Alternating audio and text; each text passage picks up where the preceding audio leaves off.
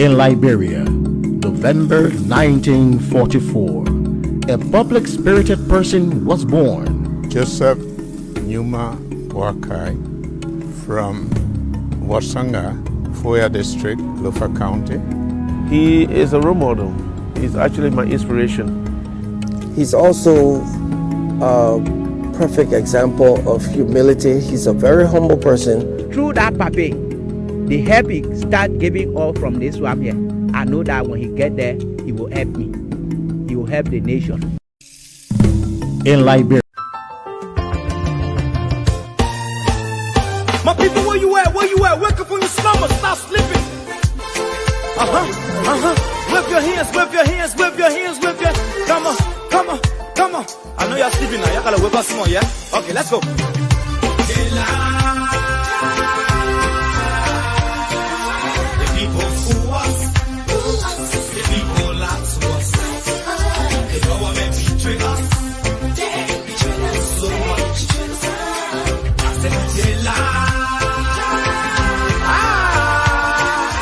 People fool us, the people lie to us, the government betray us. They can lie, they can steal, they will not know. I said we tired with their lies, we tired with their promises that led us to all our damages. We tired with their speech they preach indeed, and now unique they deceive us. The thing we saw, it frustrates us. So why can't you lie? Why can't you steal? Why can't you allow the citizens to be? You see, we just tell you that's why we voted you. But you fool us, you screw us, you use us and later on abuse us. So why? The government should lie. Why? But that's the question that we ask.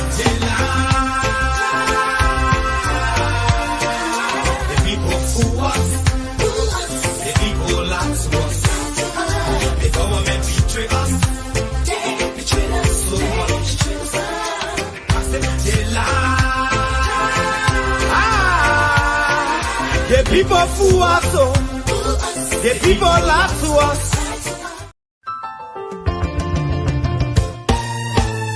My people, where you at?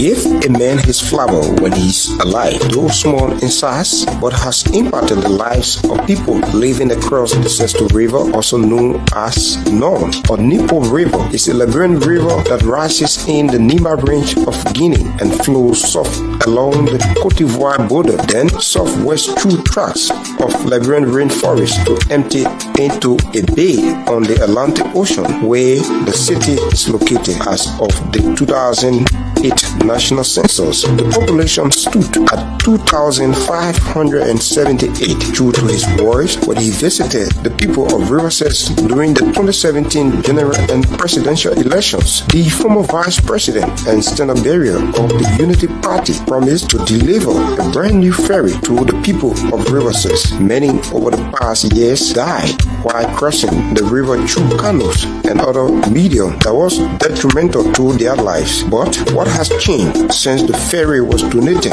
by Ambassador Joseph Nyuma Boakai? Here are voices of commuters along the Sesto River. We are using the Opera Kino, and one time Mr. Joseph Nyuma Boakai came to visit Riverset, and when he saw the river, he promised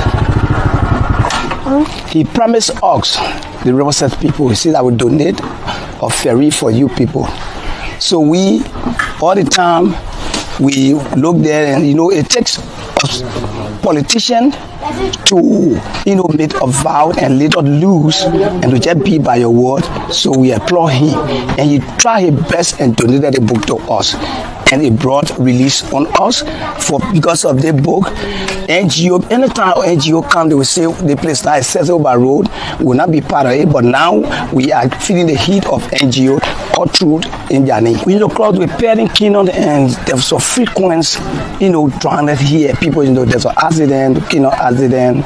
So, but since the Kingdom came, it's very hard. It's abolished. I'm Reverend David K. Johnson, head of Jastor.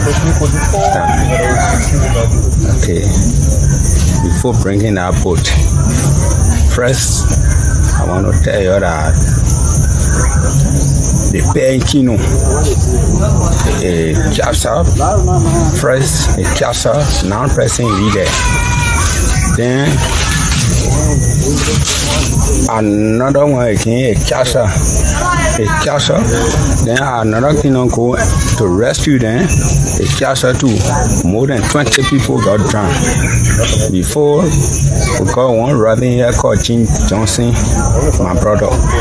He goes to say, when you're not bring boat, we're not for this year. Because we the young people suffering. See the way we die in crossing. How come they call the far president Waka attention and Pagase, but I vote for you. Then he won by that boat. How come the boat here? So we then die on that river before the boat came. Okay, we had 3 persons that's the rider, and we pay them by percentage. The amount. My people, where you at? Where you at? Wake up from your slumber, stop sleeping. Whip your hands, whip your hands, whip your hands. It's all in the game. It's all in the game. Here, there, and everywhere. The people keep on. Good afternoon, and welcome to the class Reloaded. I'm your host, Stephen Johnson, along with our panelists. Tonight we have a full house. We have Anthony Miata joining us as usual. We have Geraldine Pia, we have Daniel Sando, Larama Yonton, Pastor Moore, and Jupor. We will be joined by our guests later on during the program, Senator Jonathan Borchas Sobwe of River G. He's the senator for River G County. He will join us later on in the program for us to talk about national issues.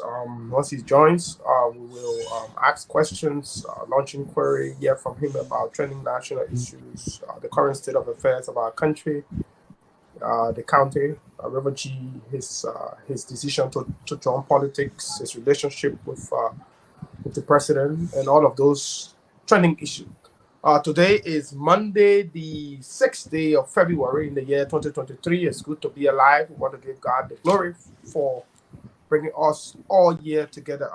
On tonight's edition, we will look at trending issues across Liberia, primarily focusing on the EPS officers wearing partisan t-shirts. Many of them wore partisan t-shirts on Saturday in the presence of those who should be making laws. I saw a picture where you see the let me just put that picture up so you can see. You see and let me pay attention to that picture. If you look towards the right, you see the pro tem and the speaker, both of them standing there, and the EPS officer right in front of them is wearing a We Are 2023 hat and the t-shirt, and then you have the speaker and the pro tem. These are people who are supposed to be holding. These are lawmakers. Let me just put in common terms. These are lawmakers. Right before their eyes, you have officers of the state violating the laws. So these are troubling times for the Republic. And then we'll also look at the word of words, the war of words between two reverends, or two pastors, I would say. One from Fokekron, and the other one from one other ministry that I don't know. It's been tense of late. We are calling Prince Johnson a killer. Call the people their real name, Pastor W and Pastor J. Pastor W, yeah, Pastor We Are and Pastor Johnson. Yeah, then we got Mr. C and Mr. B. Pastor W and J. The interesting thing about Pastor W is he can't address the country. Even when he go to church on Sunday, he can address. He can get one state of the nation for 3 hours. That 3 hours supposed to call the whole 12 months.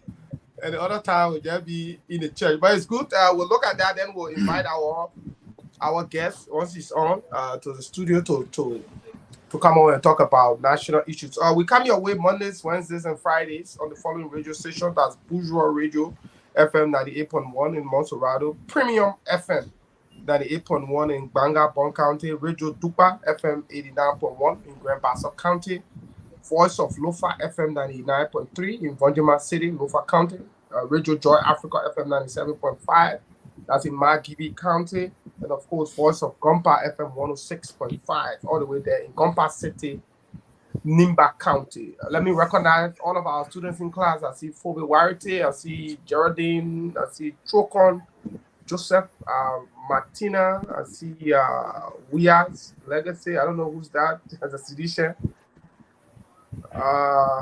It's good that Sidisha can come here and watch us, and then they still be complaining, which is a good thing. I see Patrick, Joshua, Prince.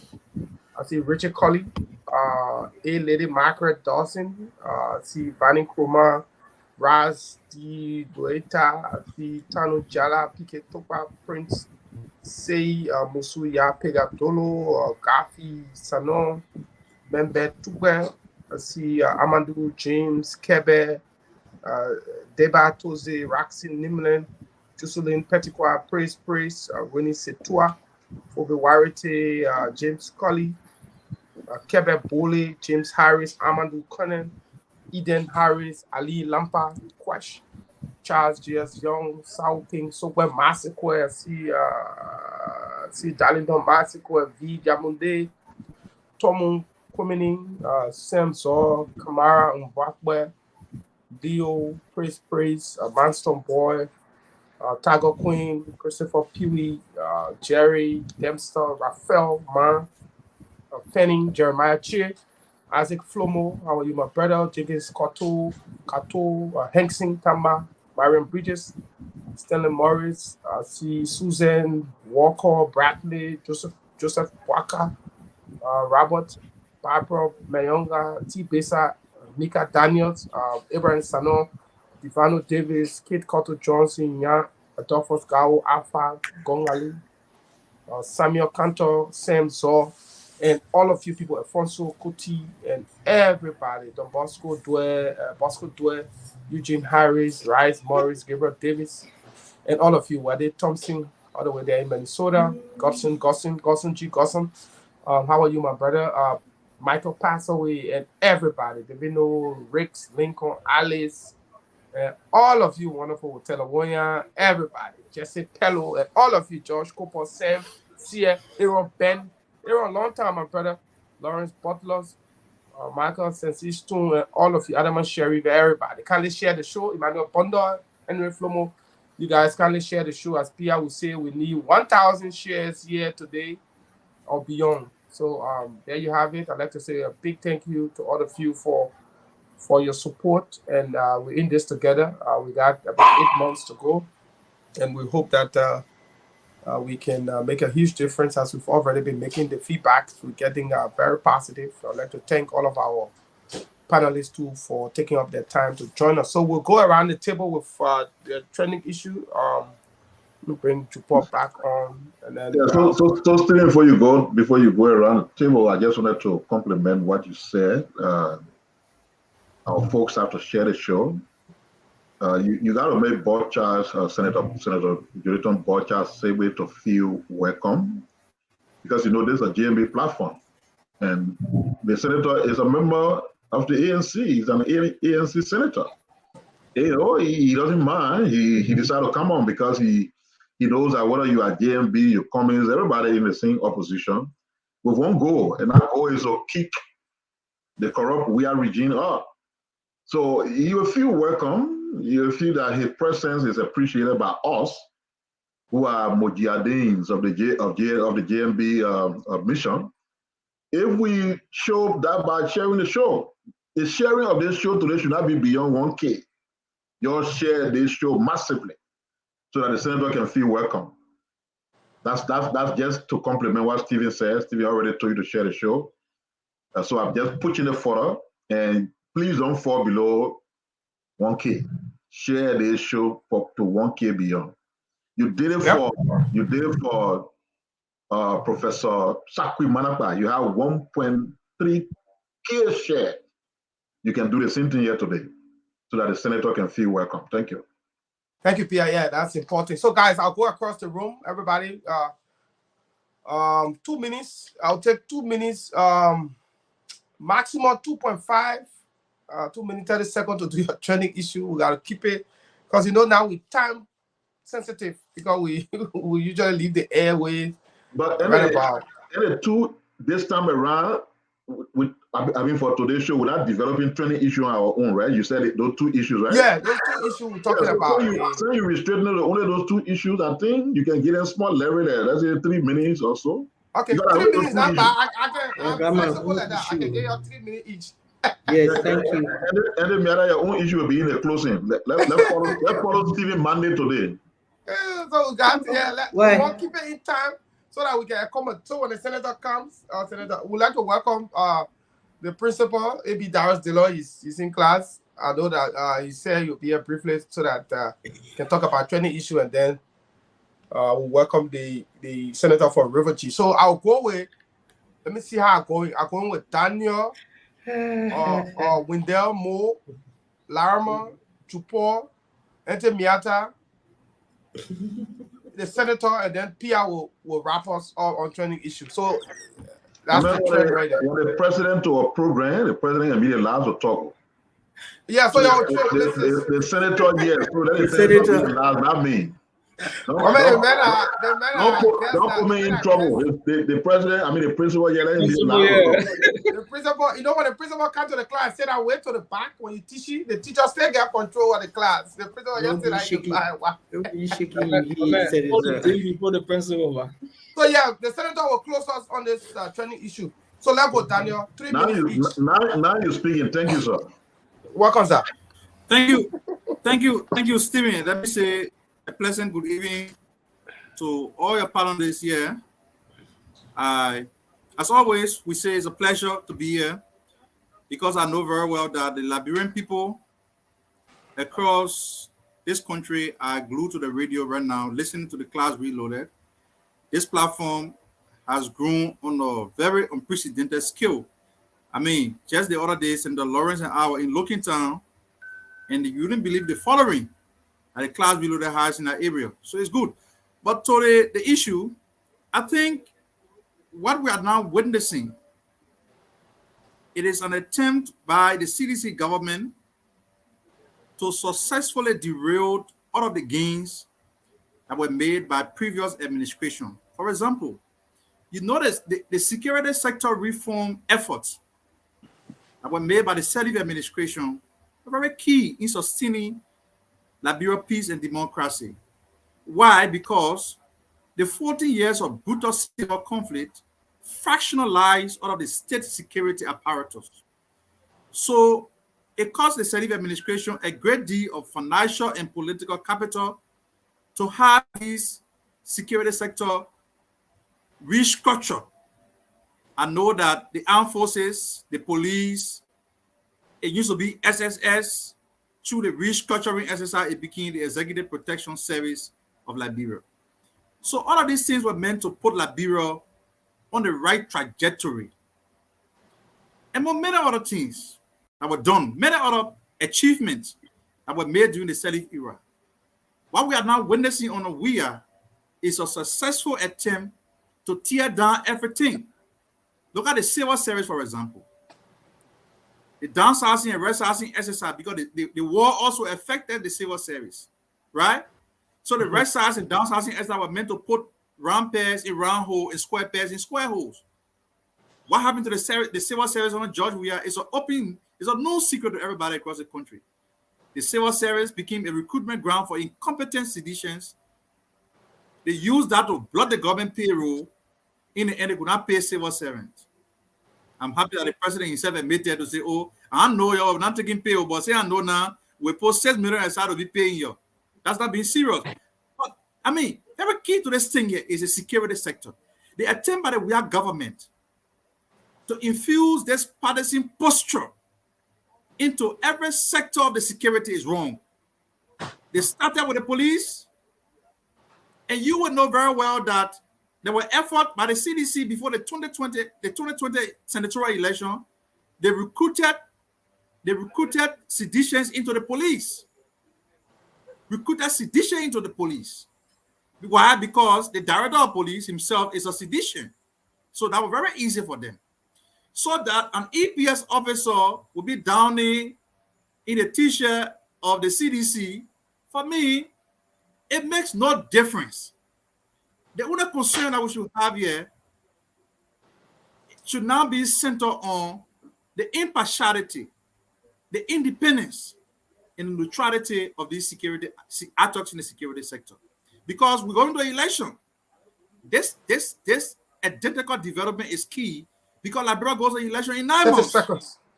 Right. We go to election in 9 months. And when you see EPS officer, police officer, look what happened to the Peking from the University of Liberia when he was being brutalized. The officer was taking selfie. So it is a very dark era for our country. And that's why I said the other day, at the climax of the George Weah administration is an end to the dark era that have fallen on our country since 2017. Thank you. We are happy that we are here to have a conversation. Later on, we want to come in to make more input, but I don't want to go into the principle. Thank you very much. Thank you. Pastor Mo, your 3 minutes starts. I want to be grateful to God for the opportunity today, having spared our lives to be here. I want to say good evening to our many listeners there in Radio Land. I also want to say good evening to our many viewers there by way of Facebook, and to all of you there, the panelists. Liberia is at a crossroad. And while Liberia is at the crossroad, the church is under attack. People may not understand what do I mean by the church is under attack. The church is under attack, and the pastors, the bishops, the rabbins, they are all silenced. The reason why they are silenced, it is because with all of the mysterious death in Liberia, for me, I'm a praying that's why I come on this platform. Sometimes people can tell me, say, my man, we know what you're going to do. I leave to go and break my fast. But all of the altars they are erected in Liberia, and all of the mysterious killing, where you see they desecrate the body, they strip the body naked, and they put the body on the streets. It is in order to invoke the power that they can win the elections. But those altars are not working. The reason why it is not working, it is because there are people who are praying, but they don't come on Facebook to pray. They pray in their closet, because we are understood the battle in Liberia is not just in the physical. There must be people that we pray. And they have understood that the altars are not working, so they have converted themselves to use the pulpit, because they feel that Liberia is a nation where they say founded on a Christian principle. So when they get on the pulpit, they can use the pulpit to speak to the political audience, and they can cheer. It is not by a mistake that George Weah opened a church on December 31st of 2018. It is not by a mistake. It is not by a mistake that George Weah allowed people to erect a monument December 24th of 2018. Remember, December 24th was the day that the insurrection started in Liberia, 1989. I want the people to recall that. But I said the church is under attack. And I say this to every believer, to every pastor. We must have one prayer point. And the prayer point for Liberia going to the election is, let the agenda of God stand for Liberia. Thank you very much. Great, Pastor. Lara. Thank you, Stephen. So, what kind of clock you using that can run it out so the 3 minutes can load at 1 minute? No. Look at the lifetime. Look at the lifetime. Look here. You see, Lama started at 26. So just look at it. It should be pretty about 29.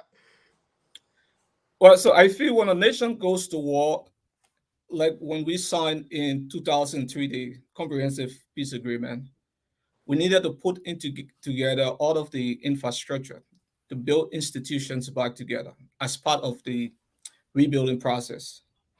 The Salif government did its part as far as rebuilding the country, moving Liberia forward, and enhancing our democracy. What we've witnessed under the Weah government is a complete flop. is an attempt to take the country backwards from what we experienced during the heydays of the civil conflict, and that is wrong. When we saw people in partisan regalia on Saturday, it raises a lot of questions.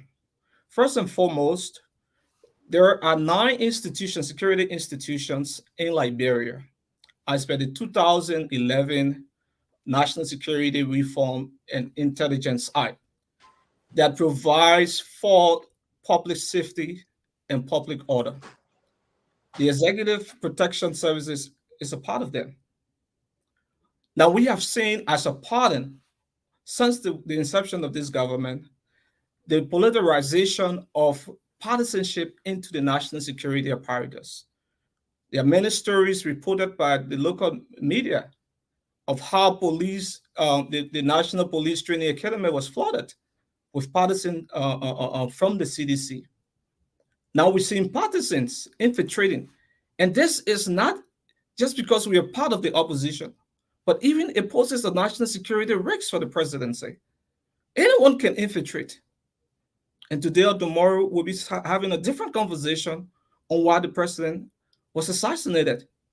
So the president has to be mindful in his doing, because people can use these small instances to infiltrate into the security sector and cause problems for the country. We don't want to go back to those days where we find our president and there are issues of assassination and all that stuff. So we are warning the president. We saw that the government responded today. I think the response was very weak. It's almost like, we acknowledge that people was in partisan clothes, but no punishment, nothing. You just show the picture. The speaker and the Senate pro tempore. In fact, the 2011 law provides for the national legislature to provide oversight as far as security intelligence is concerned. So we are looking forward to the national legislature to play that cardinal role for once. Thank you. Thank you. Chupo. Thank you. Yes. Thank you. It's a pleasure being with you. In the background already. Go ahead, Chupo. So I was saying thank you. Pleasure being on the show this evening. So the recent war for war between President Weah and Senator Prince Johnson has actually caught the attention of citizens in this side of the country. According to them, they said one last did President Weah recognize that Senator Prince Johnson is a warlord. One last, they didn't realize that Senator Prince Johnson has committed heinous crime against humanity. It says only because of recent statement from him, actually publishing, the bad deeds within this government. It says only because of that, the president is now coming out to describe this senator as a killer. No, according to them, it says statement from him is a sheer hypocrisy, because they said you can be in state power, at that position, a ranking position as a matter of fact, and then you reduce yourself to such level. So many of them feel this doesn't mean well for the presidency and his personality as president of the Republic of Liberia.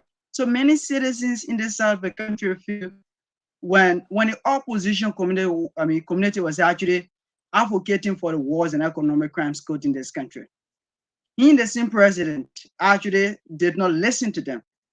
Only because the senator has come up now to actually unveil some of the secrets within this government.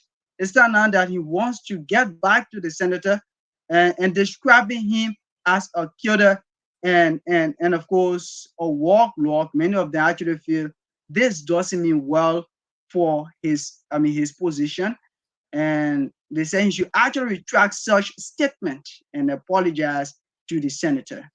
And quickly to the issue of this EPS officer wearing CDC T-shirt, and this has also been met with mixed reactions from citizens in Bond County, Because according to them, this happened in the presence of high-profile officials of this government. According to them, some ranking officials of this government, some of them were actually present. They saw this, and many of them feel that before even, said people go into wearing the t-shirts, usually they go into a meeting. They usually go and hang here together and say, okay, so you will be responsible, and we actually give you certain amount of shirts so that you can distribute on people or on your constituency. And they said, and seeing the EPS officers in this CDC t-shirt, and many of them feel it's not something that this government doesn't know about. Many of them say that the statement from the government stressing that they actually acknowledge the fact that EPS officers were wearing this and that. They said, many of them said it's only in concurrence with what was pledged out by Ottawa County Senator Abraham Darius DeLong, because they said, all of what they reported in their press release just now is actually in conformity to what was reported earlier on. So thank you so much. Thank you. Auntie Miata? You muted. Oh, Lord have mercy. Good evening, my fellow panelists. Good evening. Good evening, Senator. I haven't seen you in a long time. How are you, the Lone Ranger? How is it up there? You got many days. And to all the listeners out there, it's wonderful. It's great to be here. My trending issue, I always have a whole lot of trending issues, but I just have to take the one that hits me the most. There are not many women on the political horizon besides Senator Kanga and Senator/Vice President Joy Howard Taylor. So as a woman, I do always look out for issues concerning women or the voices of women in Liberia. Who is this? You haven't seen me in a long time. Why now? I was here last week, Sunday. Edwin Maya. He just won't talk something. How are you, darling? Good. But I saw some kind of a headline saying Vice President Joy Howard Taylor of the NPP has expressed fears that we may have a constitutional crisis. And I said to myself, oh, what does she know that we don't know? How can the vice president of the ruling party, 9 months to the elections, be voicing the fact that we would have constitutional crisis? I'd like to hear more from her. I'm following the intricacies within her party, where she's no longer the big boss there and they've got somebody else, and now they're going to start squabbling about money, etc., etc. So I think we should follow our vice president. She must know something that we are not aware of. And then the rally. You know, we are a bunch of cowards in that country. All of us, we are a bunch of cowards. From 2018, the CDC has aggressively pursued their own way, their own agenda of how they're going to do things, violating the Constitution every so often. And we've sucked it in, we've tolerated it, So for me, the whole rally thing, I realized was totally it was illegal. Not illegal to petition a candidate, but the platform under which it was done, which was in its sense pre-campaigning. It was nothing but pre-campaigning. And I think what is insulting to the Liberian people, maybe there are others who were not insulted by it, but I think what is insensitive is that you would take the money from the national coffers to go through that entire exercise,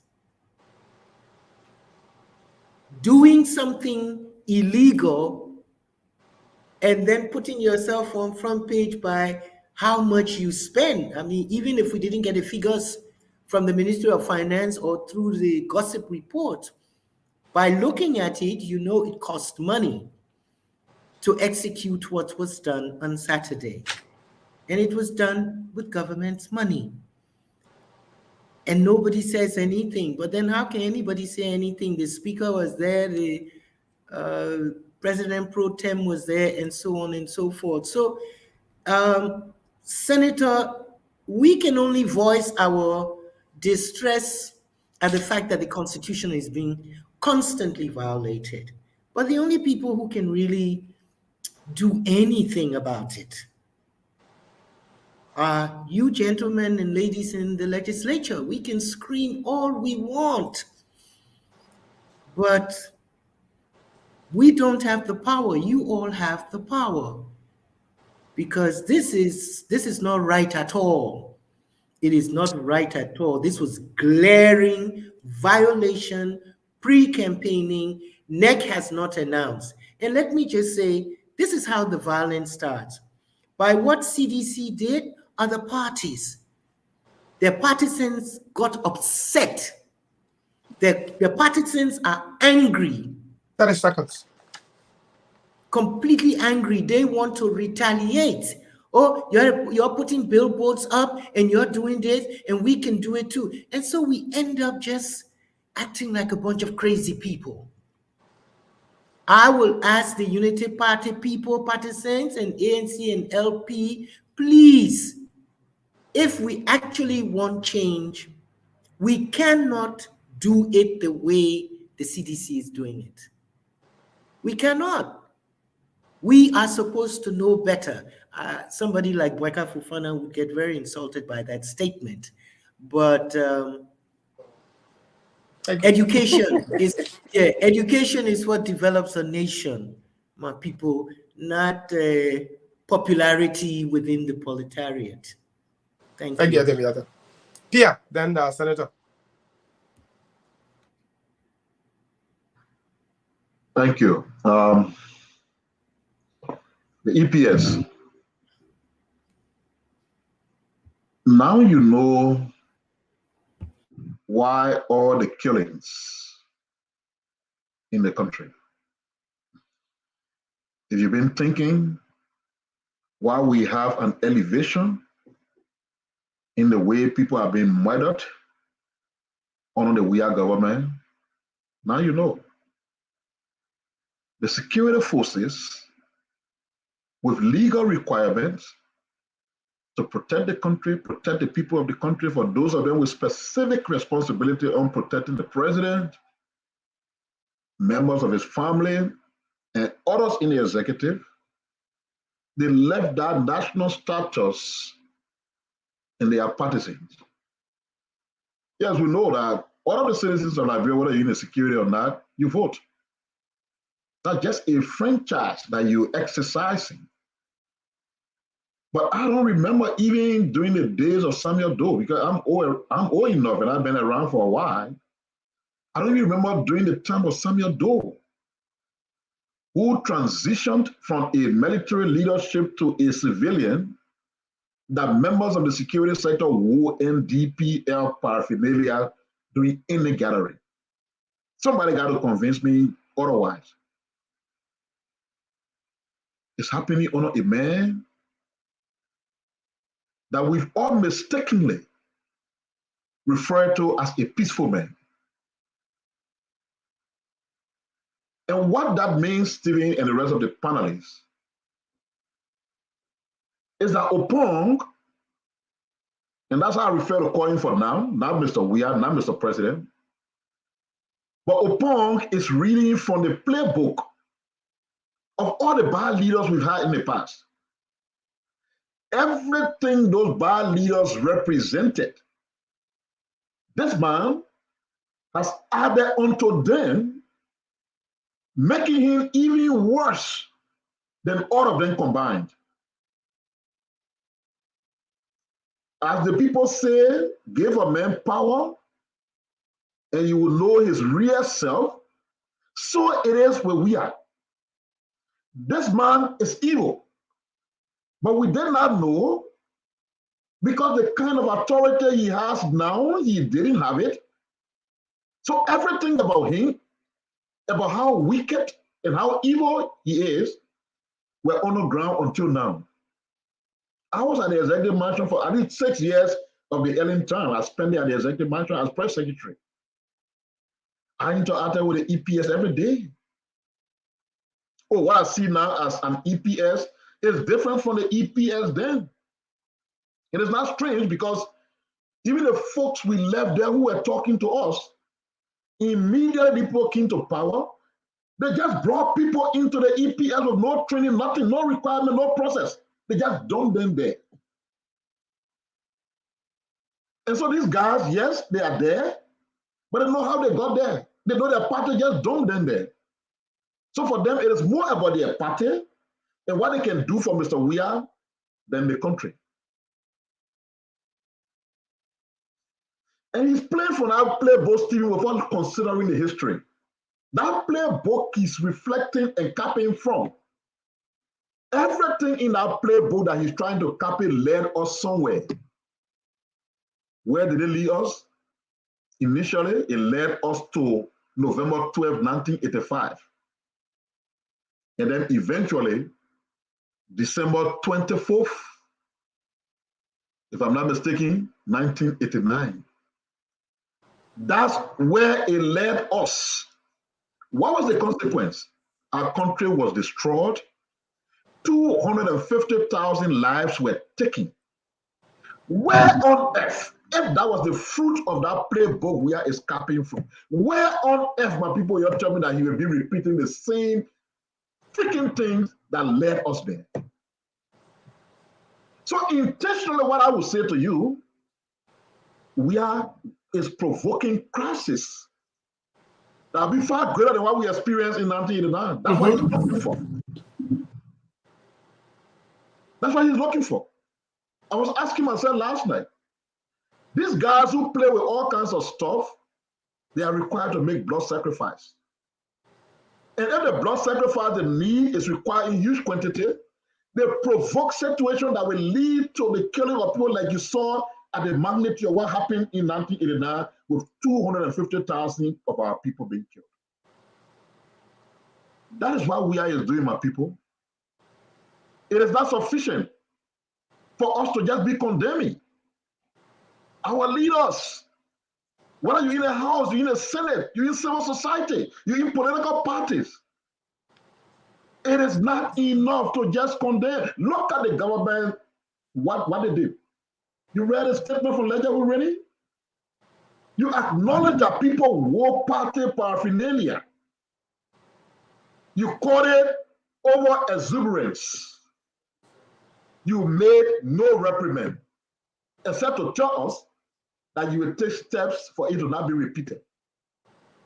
Those people with that EPR t-shirt, they don't, with a CDC t-shirt, they don't belong in the EPR anymore. It's not sufficient to tell us it will not be repeated. But at least those who did it, they don't belong in the EPR anymore.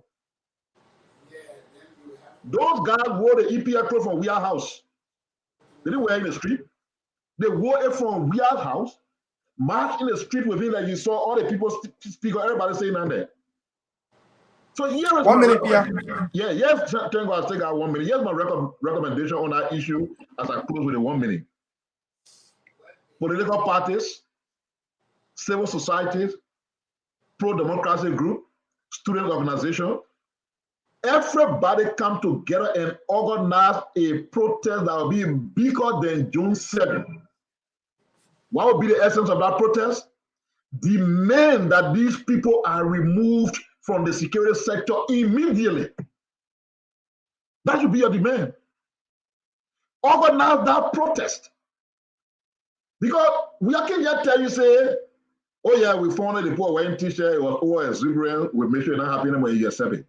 If you do, it's the beginning of a big trouble now. Remember, I said the plan for the playbook that includes the fact that they already playing to rig the elections. And the security forces will be used to intimidate you as they rig the election. Thank you. Thank you, Pia. Senator, take us home so that we can bring in Senator Sobo is in the background. Okay, thank you. And let me say good evening to everybody in Liberia, and good day wherever you are around the world on the social media. I hope I am audible enough. And I want to say thank you again to you, Pia, Stephen, Laraman, Rary Moore, Ente Miata, Mo Ali, Daniel Sano, the rest of the folks for keeping up on the class. I would like to request that my colleague be brought on, the guest senator. He can be brought on now so that I can wind down on my training issues as he comes on. I think I want to be here with my colleague. There you are. There you are. Senator Segwe, good evening. You in the conference room, eh? Committee room? In the committee room, yes. Good evening, all of you. Thank you. Good evening, Senator. Welcome. Am I audible? Yes. Yeah, you're very audible and articulate.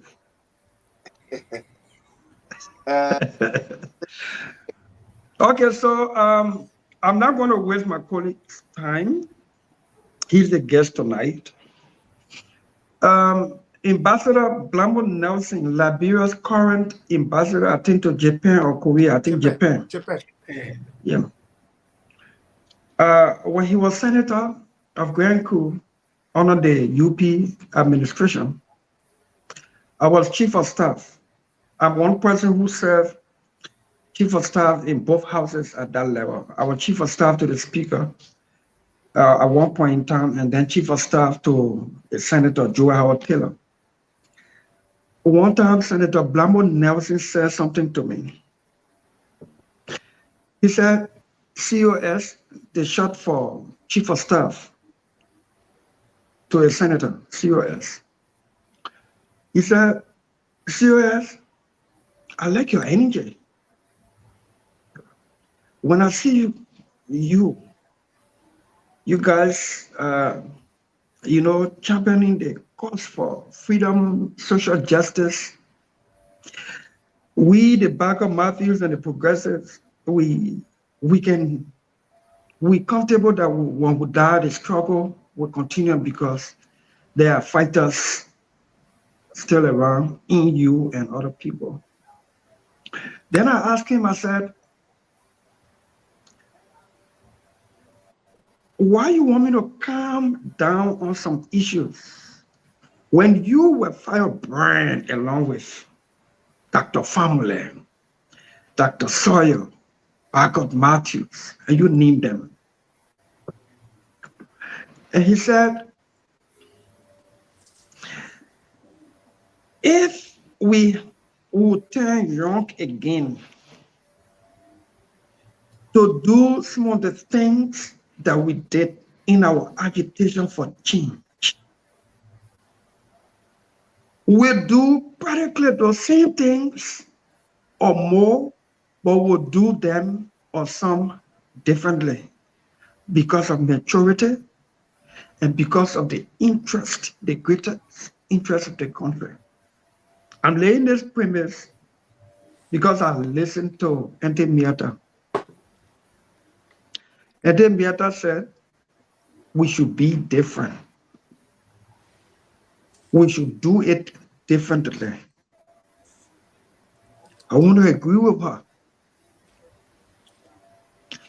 But you see the CDC government, they gang, they're not civilized people. The CDC gang, they're not civilized. They lack common sense. They don't think about country. They think about worshiping George Weah and wrecking the country. And every time they do that, and you want to be civilized, mature, they think you are defeated. They think you're weak, you're whiny. Can you imagine somebody looked at me on a post and when I talk about EPS wearing party uniform, they said, go protest. A sedition. And somebody said, Senator Dillon, you got to find a way to massage these people so they can understand. Seditious? No way to massage a gang, but to go after them in a very hard way. Senator Lawrence has written formally the Senate, bring it to our attention through the pro tem, which is the channel, about EPS people seen in party t-shirts and caps, heavily armed, right before the presence of the president. That communication is expected on the agenda tomorrow. I'm a little disappointed because I listened to some folks, some talk show hosts today, and they say, oh, why Senator Dillon have quite to talk about things on Facebook? Let me say this. We use the social media to inform, to enlighten, to expose, to give ourselves time to put things in order, to get it at the legislature. But watch tomorrow. Only a few, maybe less than 5 senators will even stand with and behind Nyong'li and our communication. In 2018, the Weah-led government, in their tolerance of critical dissenting views, issued a statement, a release at the RRA, and said, anybody caught stealing airport equipment should be shot on site. I know you remember? Yeah. Into early 2018, by June 2018. And we clamped down on that statement with everything in us because we know our country. We know our country. The George Weah gang can grab Senator Dillon or Senator Subway or Stephen Johnson or Pierre anywhere in the net. We saw Matthew Innocent die the way they died. Car hit them today. We can find the car in the drawer. They would grab any critical voice, put it in a vehicle, take them to the airport, and shoot them and put a gun by them and say, Jonathan Subway was caught stealing airport equipment, and in keeping with that release, he was shot on site. And this country, as we know it, as it is politically polarized without good reasoning any longer, generally, while Senator Subway, some people in that they have to be attached to them, say Senator, or say Darius Dillon, shot on site for allegedly stealing airport equipment. So he was caught on site and shot dead. My family will be grieving. Friends may be crying, but there will be a political argument in town. Oh, he did it, that God moved from behind him. All the big money can be making, nothing in the net, they can go do all kind of things, God moved from behind him. These people use all kinds of means to get at critical voices. You see EPS in party uniform. You think the president doesn't know? Where did the EPS take him from? They met him along the way. They joined him along the way. They took him from his house. You think the Minister of Justice doesn't know? You think the army didn't see it? We had to expose that. First put it on the Facebook where everybody sees. Send it to our international partners to raise the concern. And the government in its shamelessness came out with our release. But tomorrow in session, we'll stand with Senator Nyombi Kanga Lawrence on her communication so that we can take some action, hoping that we will stand up to take the action. I want to close by saying, it has been brought to our attention, thank God my colleague is here and he's a main guest tonight. LEC, the Liberia Electricity Corporation, we are being informed with evidence that LEC has done some reduction in the kilowatt per hour charge. $10 will give you 37.9 kilowatt per kilowatt. With no information, no prior notice, the people are now buying $10 kilowatt per hour and giving them 27.5. I'm reminded about how the people data in the 3 days call were taken away from them. My colleague is here, and this is something that we want to pick up for the people at the Senate. But let me say this. Most time people say opposition weak. Oh, what opposition doing?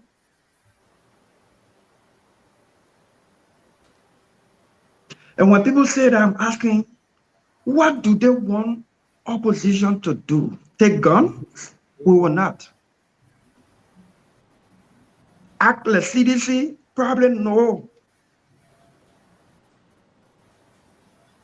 It is a challenge. It can be painful. Sometimes it can be discouraging. But we can't act like the people. Nobody will know the difference. Nobody will know the difference. All we need to do, keep our message, put our acts together, give our people comfort and hope that things can get better if they join us to remove this gang from over the country. Thank you. Thank you. Thank you, Senator. Let me say welcome to Senator Jonathan Porcha Sokwe. He's the senator for River G County. And let me just say this to you, Senator Sokwe. You know, I used to watch you guys. We used to live directly opposite Yes Transport on Kemp Johnson Road. My father has a property there, and I lived there and used to see Invisible 11 people come to Achi, you know, Achi Pop, and I watch you, many other Invisible. But I was a Barrow fan. My mom, Ai, we were the kids in the house who disagree with a parent. We used to go across the street to see you guys.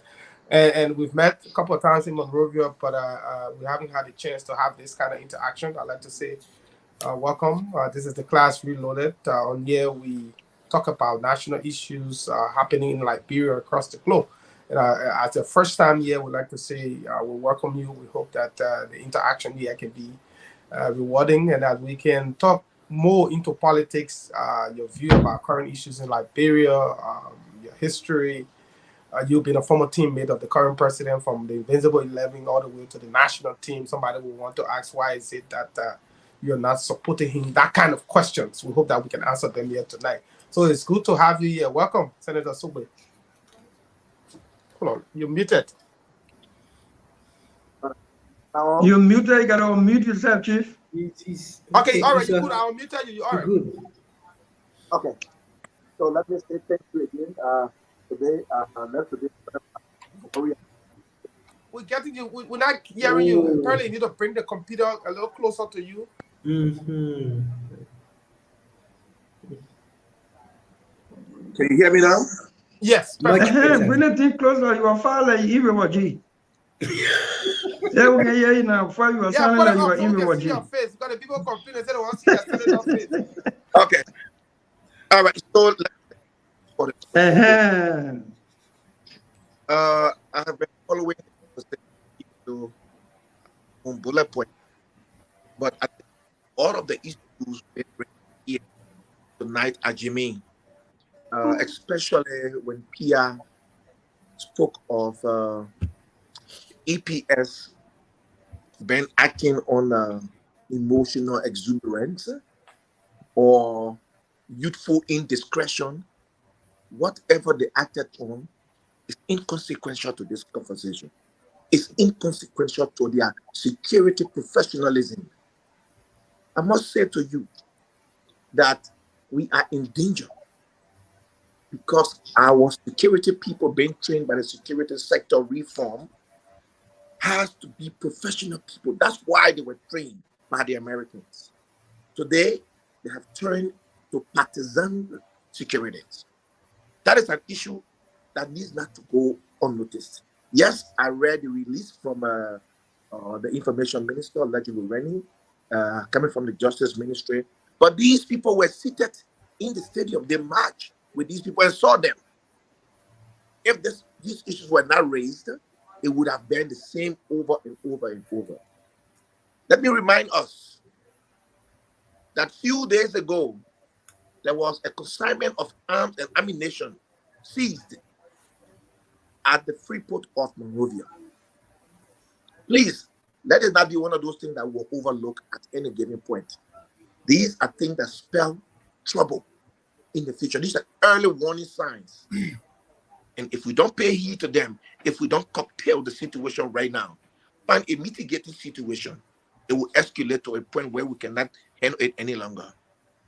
Now, with respect to my training issue, I don't know if I still have. I mean, if you have. Yeah, you the guest. You can talk about your training issue. You're the guest. All the time for you.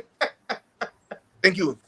So, I want to talk firstly about the situation with respect to the jabs being thrown at Senator Johnson and President Weah from the pulpit.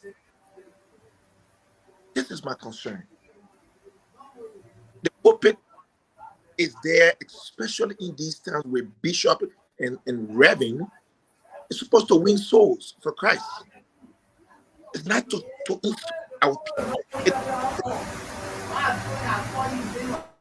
This is a bad precedent. And let me quote, what is it now? From the book of Ecclesiastes, 10:16, that says, if the leader is a child, the country perish, and a princess also feast all night long. This is indicative of what's happening at Jamaica Resource. We have our people seeking governance. They're looking for solutions to their conditions. Our president is making music about Mr. B and Mr. C.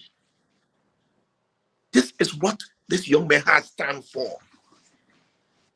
And we sit down, we are wearing berets and we are wearing blue t-shirt for Blue Revolution.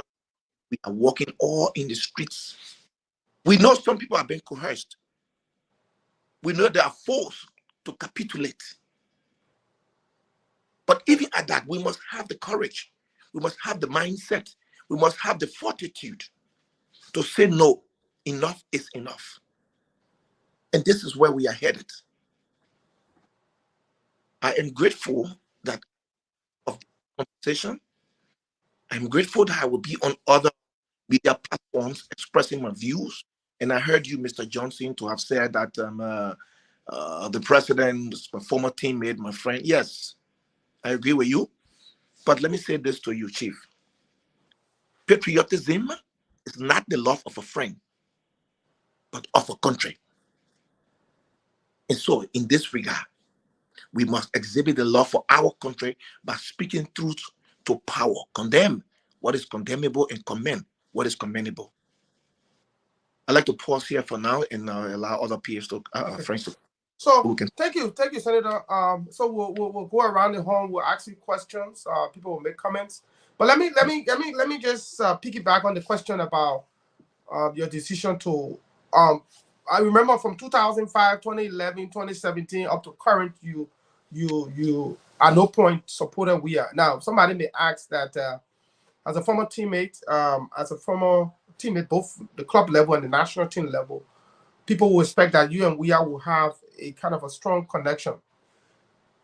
Do you think, and this is the question I would like to ask, how come you didn't support him? Did you think that he was not capable of leading the country? Did you not see in him any leadership trait at the club level, national team level, that could have propelled him into leading a country? What did you hope to see in a leader that you haven't seen in him? So Mr. Johnson, I almost said fellow colleagues, you know.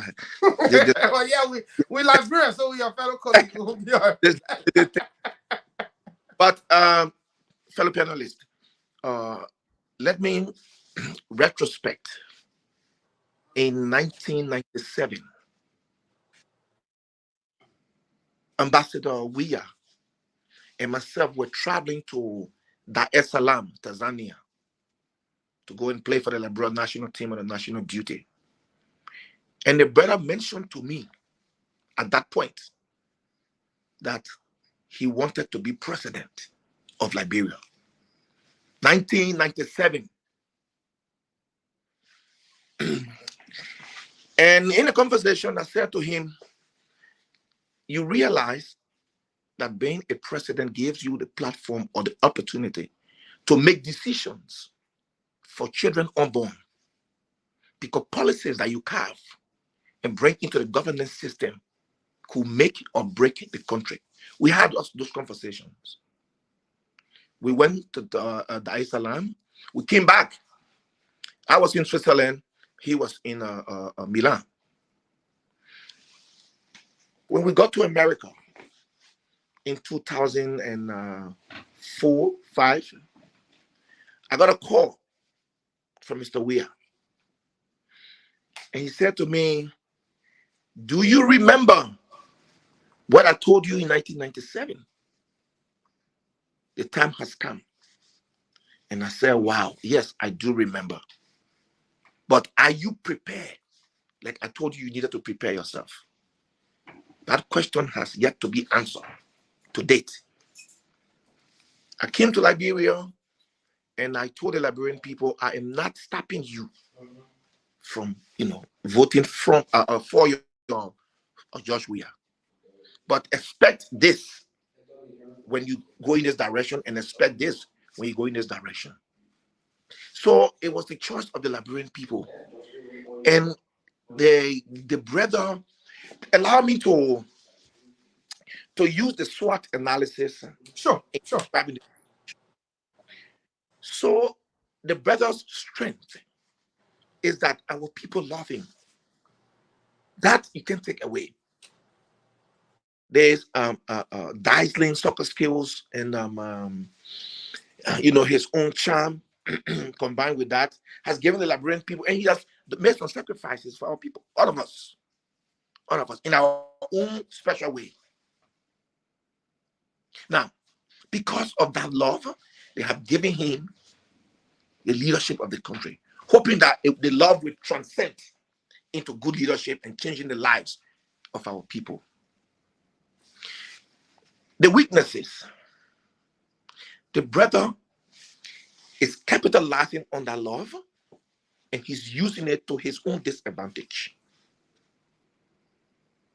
The strength, the weakness, the threat, and the opportunity that comes along is that in the first 2-3 years, he had the opportunity to turn around and make things happen. Get good governance, listen to advices, and make the right things. Don't just listen to those people who are in your kitchen cabinet, because that's where the advice comes from. And so that threat now, the opportunity now has been missed, and the threat is come October of this year, he's going to be removed from power. That is what I have to say for now. So, guys, I posted the order in the chat room, so just pay attention to it. We'll go by that order. But let me just ask this one question, then we'll go by that order. You know, we all follow soccer religiously. We follow football religiously, and for me personally, I was one person who followed Josh Weah across Europe from his days with Monaco. Every team he played for became my team. I followed him Monaco, PSG, all the way to AC Milan, Chelsea, Man City, in the United Arab Emirates, everywhere. I supported him. But when it came to the presidency, of course not. I didn't since 2005. I thought he was not capable, and I still do believe. But one would think that with his passion for soccer and football, as we call it, with passion for football, it will be his singular strength. It will be a singular strength, especially if he became president. A lot of Liberians thought that as Weah will win, football will improve under him. This was because this was his passion. This is something all of his adult life from the 1970s with Survivor all the way up until his retirement in the 2000s. It was all about Weah and sports and football. But we realized that under Weah, soccer has died. The national team dropped from 37th place into 2018 to 46 now in Africa. All of our neighbors in the MRU, Sierra Leone, Guinea, and Ivory Coast qualified last year for the Cup of Nations. Our soccer team is ranked one of the lowest in the history of our country at any given time. Football has probably pretty much died under this government. The only other thing that is really having a little oxygen is the county meet, which is one time a year in January, and then we'll wait again for another January. If Weah cannot succeed at soccer or football, which is his passion, his strength, do you think you believe that he will succeed anywhere else if he cannot succeed at soccer or football? So yes, he has succeeded too many other places. The man is the best volleyball player in the continent. He's the best. I'm not kidding. He's the best basketball player in the continent.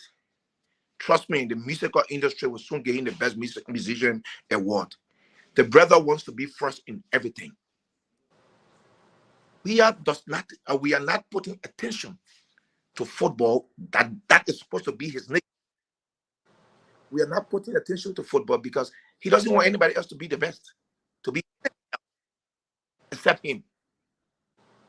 I don't know if you all are following the trend, but this is the direction it's headed.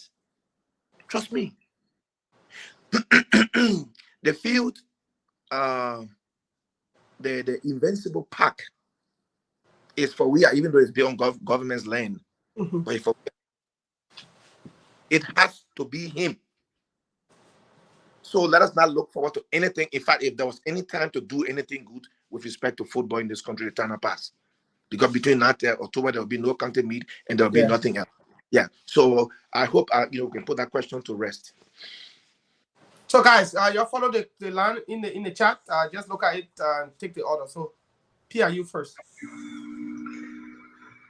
Mr. Senator, welcome. Pia, 1 second. Pia, 1 second. Can we make our question brief so that the guests can get in flow? Pia, go ahead. Yeah, the question definitely will be pointed, but the opportunity to be seated with the guests will also lead us to publicly acknowledging certain things that we've not had a chance to say to him.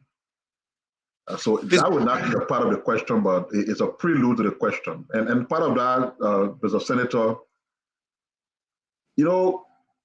being around for a long time, we knew the name Jonathan Botchar because of his powers in the game of football. But you see, until you try people in other places, you will know fully who they are, except from that which you've known about them all of the time. Correct. I say this to say, I have been very proud of you, both in the politics and the role you play in the governance process as a senator. in a country where we empower people and 24 hours after we give them power, they will somersault and become something else. I am particularly proud that you stood up in a way that some of us did not expect. If I were looking in the legislature and finding people and wanting to say who my long list of good senators are, the few persons that I will be able to name, there's no way you can be left out. So I want to publicly commend you for being who you're supposed to be in the interest of the country, even in the politics. Thank you. ANC, Unity Party, Liberty Party, everybody came together. We followed the conflict that came about as a result of that. Nobody will say Jonathan Ball, Charles Sibwe had been involved with that discourse in any way that hampers the opposition in any negative way. That's leadership, and I also want to commend you for that. And having said that, then my question. When you spoke earlier before this, one of the things you said was that is why we have to do everything in our power to get WIA out in October. Something we all agree on.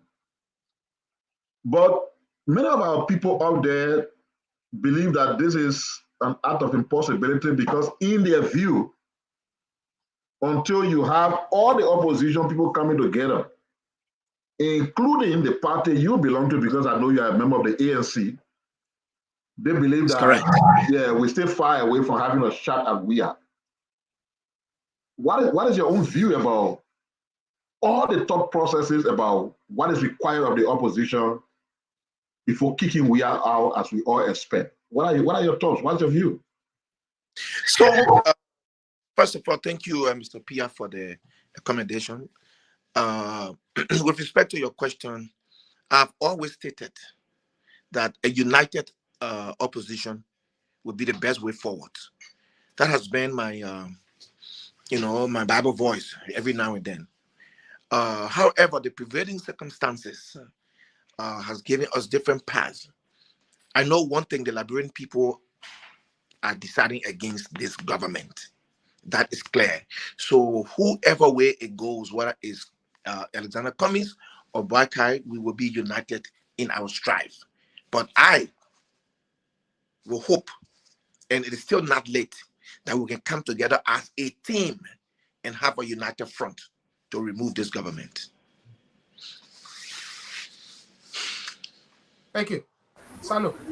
Senator, good evening. Good evening, sir. So, I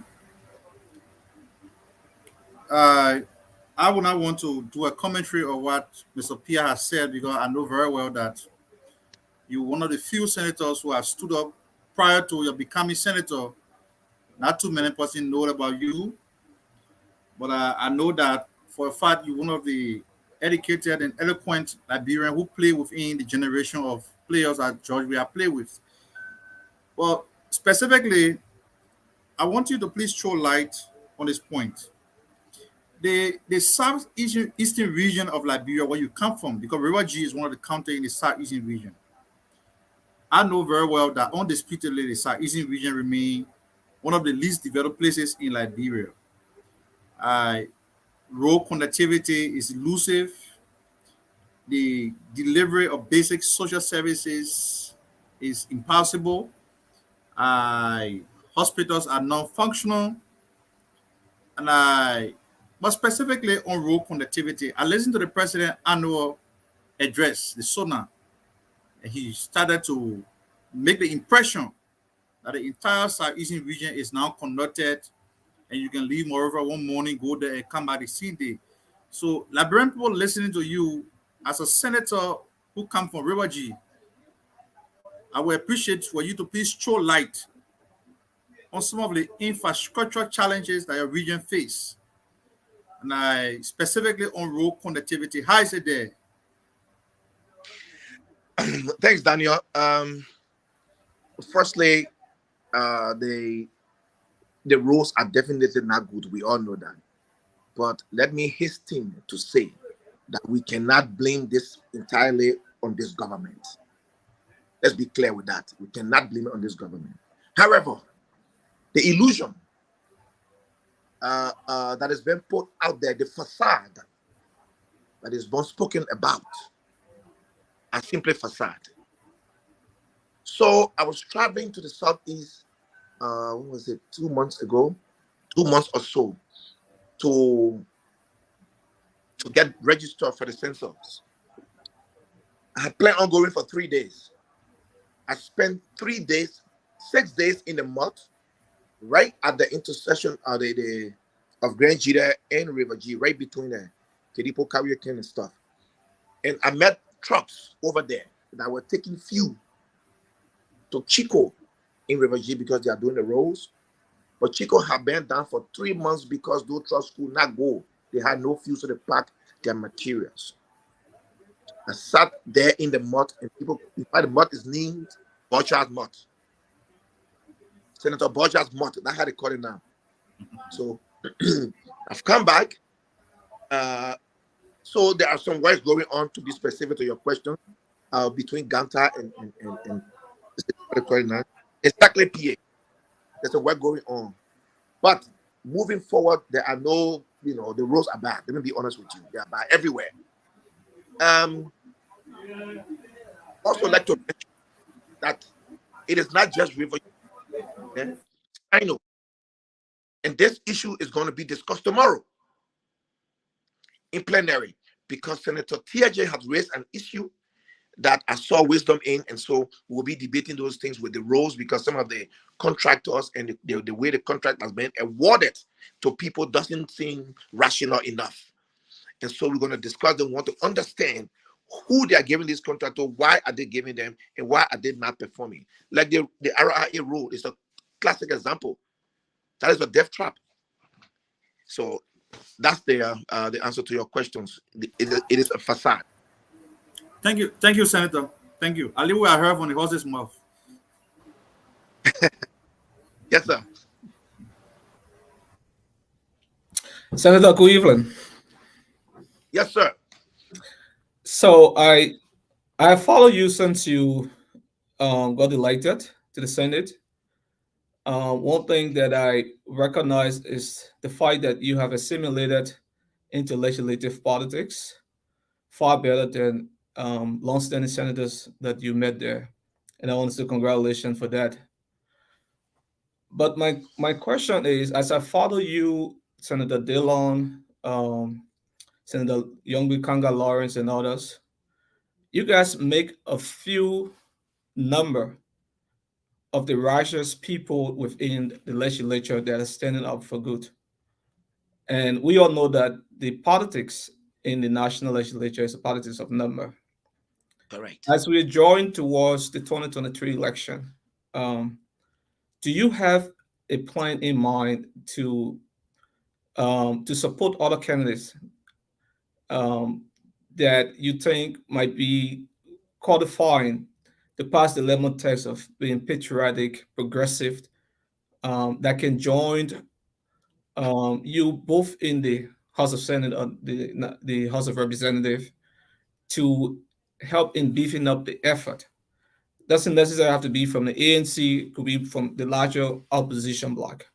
Do you have any plan of such? Certainly. And I have one more plan, even more than what you ask. We will not only be looking for the good guys, we will also be helping to remove the bad guys. Because our governance system has to do with numbers, like you clearly articulated. And no matter how much politics you preach, no matter how much advocacy is been done on the floor, in the end, we will vote. And when you don't have the numbers, you just don't have the day. So when I hear people say the legislature not doing their job, or they didn't do this, and they put all of us in one basket, it's because that's what it is. So I will not separate myself. I know how we vote on the record. And if they will do some due diligence, they will see who voted how and why. And this is why we are compelled to have some of these podcasts or these little press conferences to clear our position and to be absolutely clear on the record that this thing went this way by the legislature, especially the House of Senate, but this was our position and this is why. So we are clear with that, and posterity will judge us tomorrow. Thank you, sir. Thank you. Anything else?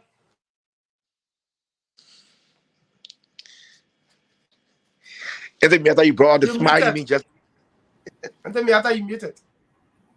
Senator, my dear poor Charles, you don't mind me calling you that. That's all I know no, you not as. at all. Not at all. And unlike Stephen and his generation, me and my mother supported the Invincible 11 until she died, and I'm still with IE. I don't care what you say.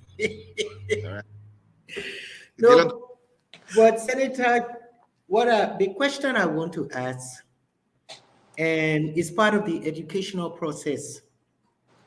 I'm one of those, yes, I give the legislature a hard time because I realize that democracy is not... me a barrel mail. Man, go sit down, man. Like I said, you see now, Senator, you made me lose my thought. Yes, democracy is not about an imperial presidency. That's why we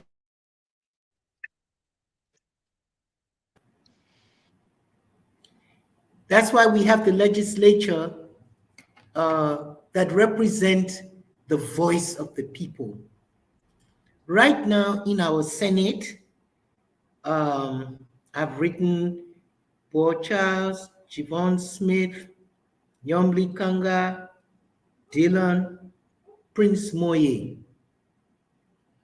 as the senators who have tried to stand up for their people.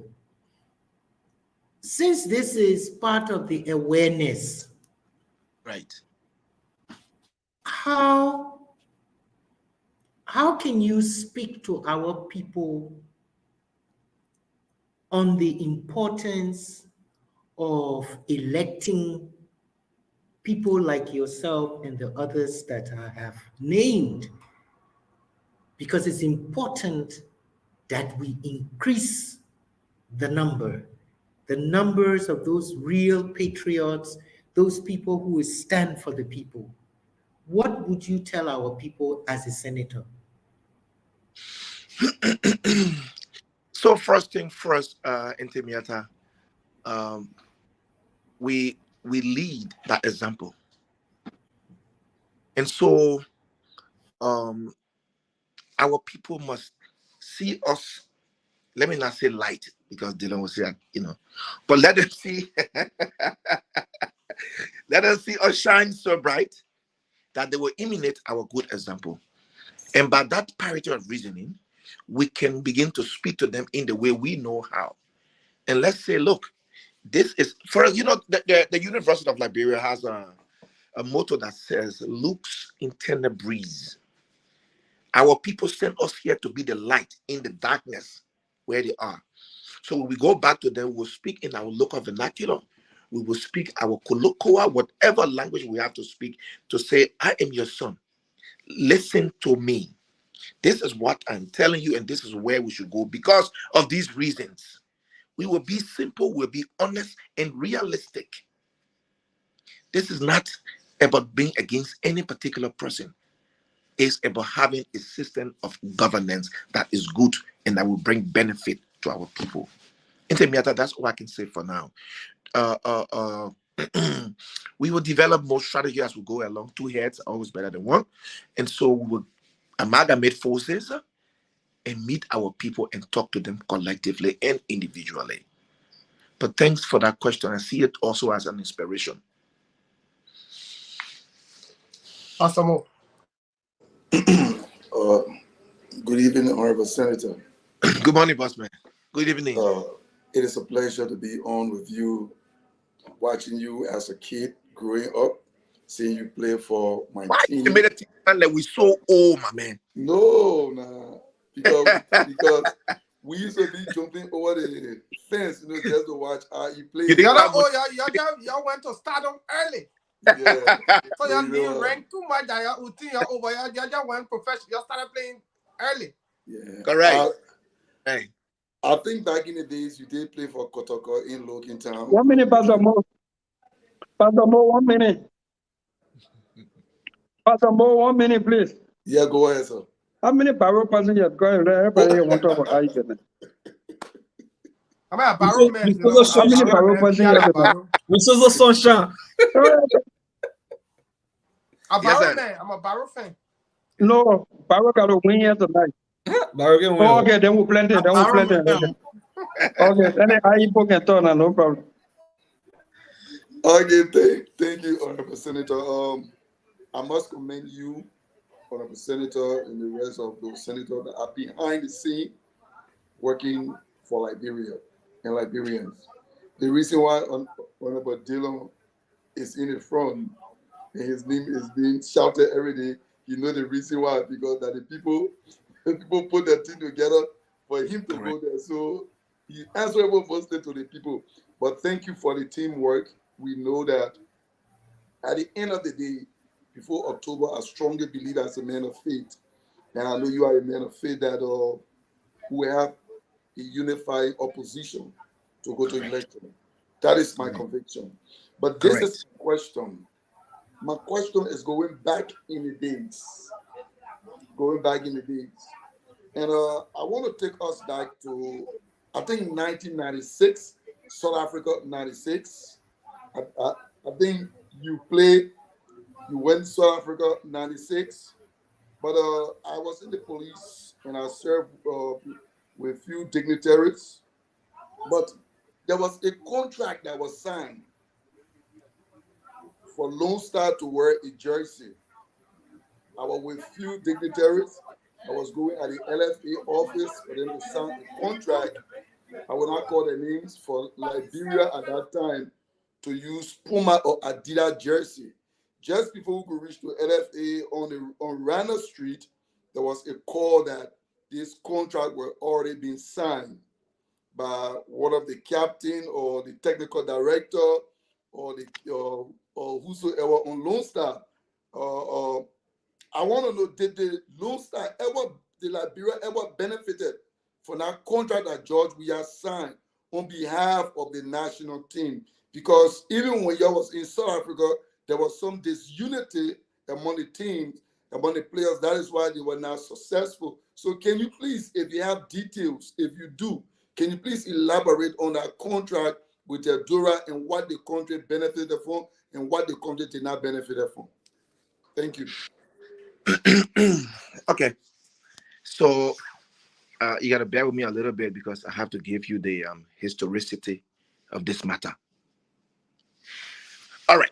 So in 96, I was contacted by one Ricardo Franceschini, who was an agent for Diadora, living in Napoli, Italy. So this agent invited me to Napoli, where I went for 2 days, and we had a conversation that they could offer Liberia $250,000 United States dollars to wear the Adora jersey in the upcoming African Cup of Nations. I said to him that I don't have the authority to say yes or no, but I can bring you to Liberia where we can meet with Mr. Willa Russell, the late. He was the president of the FA. And Mr. Eddie Dunn, he's still here. And I hope he's listening to this program. I brought this man to Liberia, and we sat with Russell and Eddie Dunn, and we had a conversation. The man was requesting 10% as his commission from the 250,000. Mr. Russell said, you need to wait. We can't sign any contract now. We can't reach an agreement. We have to talk to George. So I said, fine. He called a few days later. I had gone back to Switzerland. He called a few days later and said to George, Charlie brought this man and this is what they are offering. And George Weah said the money was small, he could get more. That's why that contract was not signed. So because we were, supporting ourselves, more will be better for me. So I said, okay, if we can get more, then it's better for me. Then this man does not have to get any 10%. I did not hear from Russell or Mr. Weah until we got in South Africa and we're about to unveil our uniform. And that's how I saw Diadora. So I asked the question, where is the money or the contract that's supposed to be more than 250? To date, I have not seen that contract. I was always branded as troublemaker. I was always branded as the one who was opposing the team's decision. And no one saw reason at that time. To date, we have not seen any contract. We have not seen a penny from Diadora, but we use Diadora. So that is the thick and thin of this story. Now you get the facts.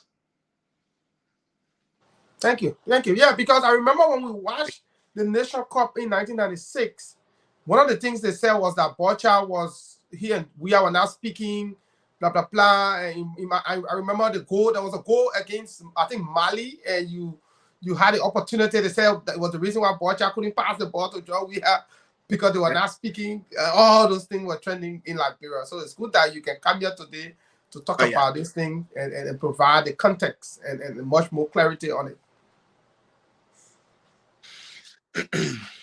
Chupo, are you there? I think Chupo is in the background. I don't know what's happening to his team. Yes. So let's go to Senator. I think Chupo is there. He just said yes. Oh, but not yet. Chupo, are you there?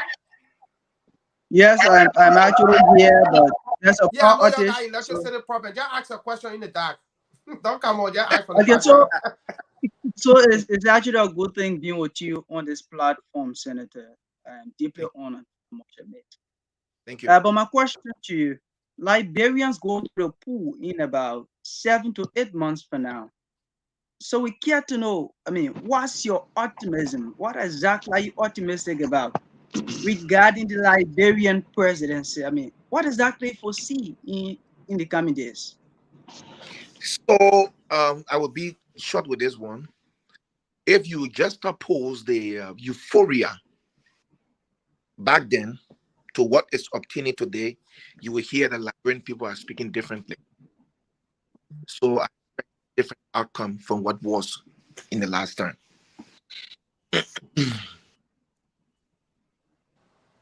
Thank you. So you still talking? Senator, are you there? Yeah, I'm here, but I'm waiting for the next question. Okay, so here's my question. And then I'll piggyback a little on what Pastor Mo asked. There has been this notion in many quarters, and this news about Diadora is revealing, but there has been this notion that we are single-handedly sponsor the national team. It's been circulating for years that we was the one who took money from his pocket to single-handedly sponsor Lone Star for the most part during the war years. What can you say to this? So I think there's a deception to this story. Here what happens.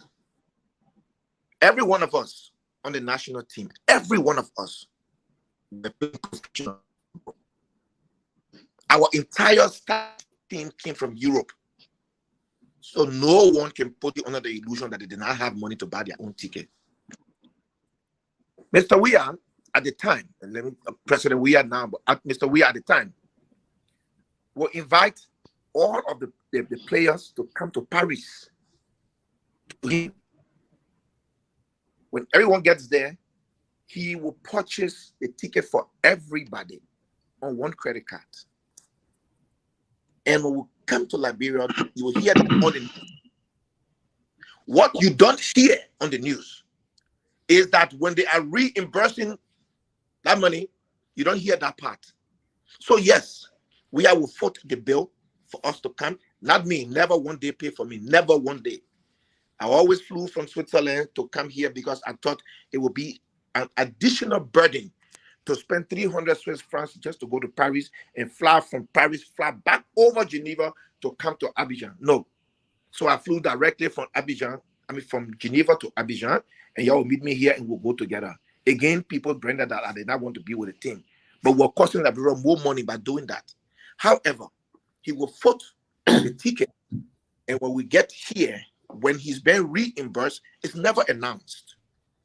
And I'll give you a typical example. Remember when we went to Zaire? When we went to Zaire,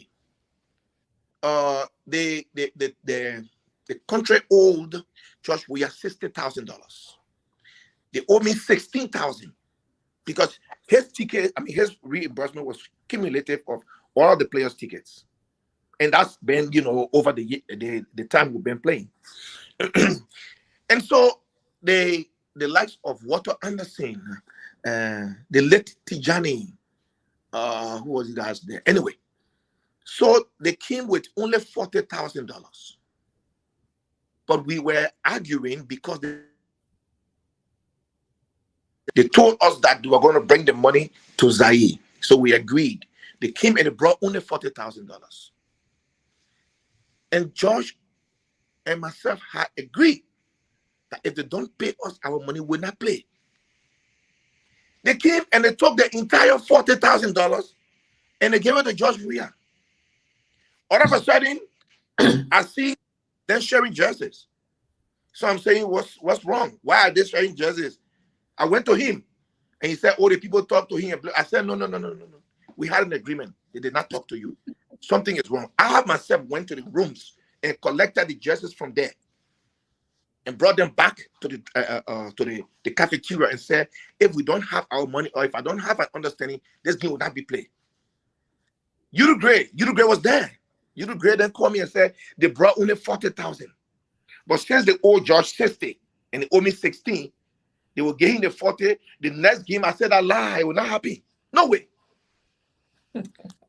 Y'all would get the chief. There's something they call ratio, right?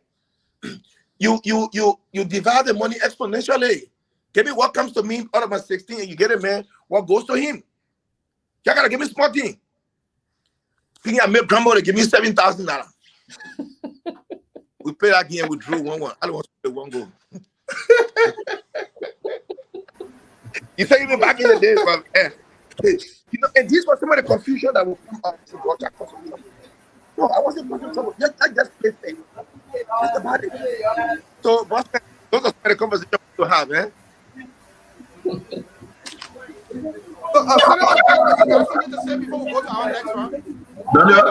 Daniel Sano, Lara Mayo got a mute, man. Somebody gave him feedback.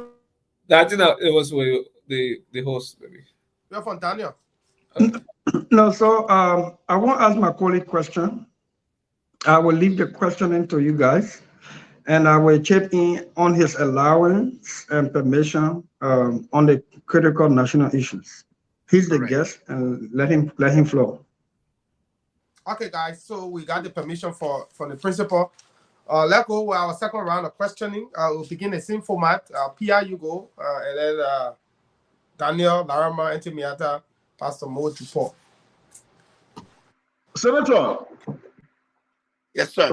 From everything you just explained. Pierre, you just called it name when you call Senator, go with 2 years and my heart called your name. Only the guest senator referring to whether we're not referring to the principal. Okay. So before I ask this second question, I took a clue from Revin's question. That was a very good question. And my conclusion from that question is that from what you said, it means that upon now President Weah might have stolen $250K from the Lone Star. At that time, that's why it looks there. No, I'm just saying, is that my question? I'm going to ask you my question. That's just my personal conclusion. Yeah, based on the answer that this guy at the time, who everybody said was doing everything for the Lone Star, must have just stolen $250K. But it also suggests that there's been a long-term rivalry with you for whatever the reasons were. Now, both of you people are state actors. He's president. You are a senator. Take that on a personal level, but just for the sake of officialdom, is there a relationship? Does he speak to you? Does he see you as a senator that is referenced in the governance of the country? Or everything people have always told us about him that he can call speech. What is it with regarding both of you people relationship at the governance level, at least? So we collaborate very well. I would say it's cordial at this level, because whenever we interacted, based on necessity, we did the work of the people. When we have to play football because we are friends, we did that as well. Because he has the latitude, he invites me most of the time to play these games. And it's basically because he wants to play with people who he's accustomed to, who he's used to. And so he will send these invitations and I honor them. We go and we play and that's it. I even attempted once upon a time to call him for our honoring program when I became president of the Pingsville Old Timers Sports Association. And he came. He actually spent 5 hours there, for which I was grateful. But like I said, this is not about friendship. So when it comes to governance, we will do what we need to do for the Liberian people. The idea for the establishment of any government is to derive benefits for its people. So if something is going wrong, in my opinion and judgment, that is against the Liberian people, I would not support it. Similarly, if it is going good, I will support it. So that is the level of our camaraderie. Good to know that he at least speaks to you, because somebody like Jeremiah Kuhn, who just started disagreeing a few weeks ago, he refused to speak to him. So you're lucky.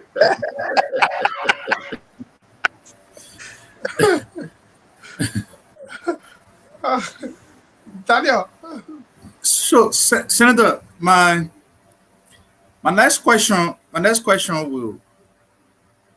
will come from the backdrop that you are one of the few individuals who were fortunate not fortunate, but who played with the president, George Weah, during your days on the pitches. You play in Europe, you play for the national team, you play locally.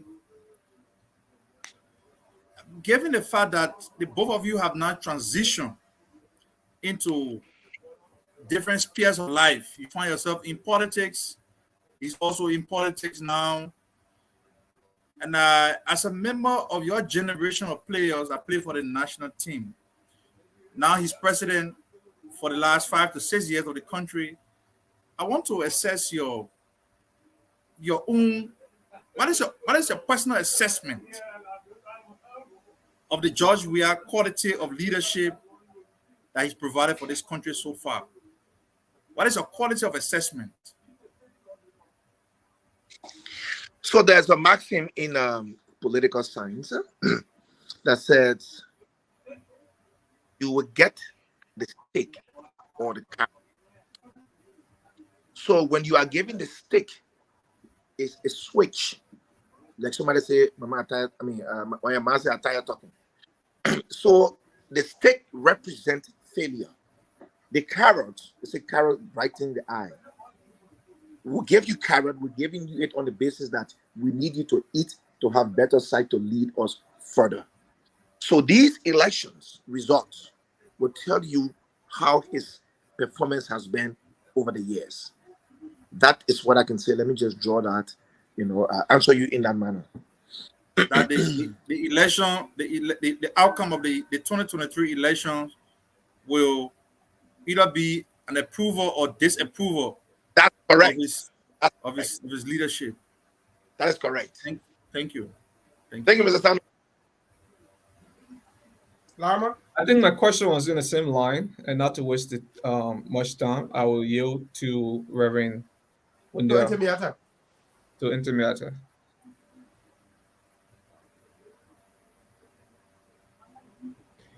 Thank you so much.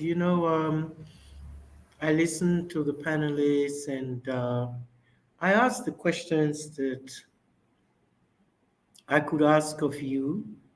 All I can say to you is that it's very, very, very tough. It's very tough in our society. I do know that. But Pastor always says we're at a crossroads, right, in our country. And as an older Liberia as an elder. Because I'm 10 years, all of your senior minimum. And remembering from where I come from, I am concerned about the polarization in Liberia, right, between this group, the two main groups, and also I see the Islamic trend creeping in as well in our society. Are you, as a senator, who has to hold on for the next generation? You are in that generation. We're moving out.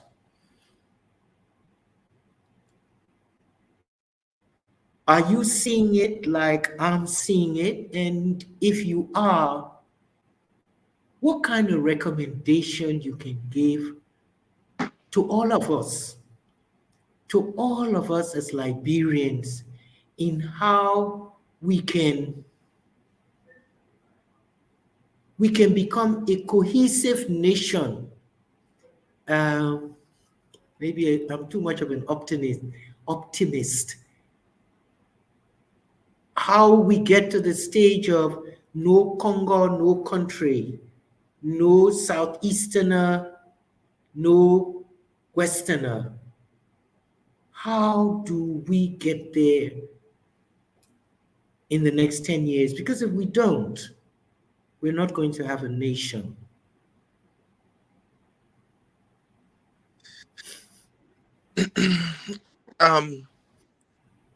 So I like the word you employ, cohesive.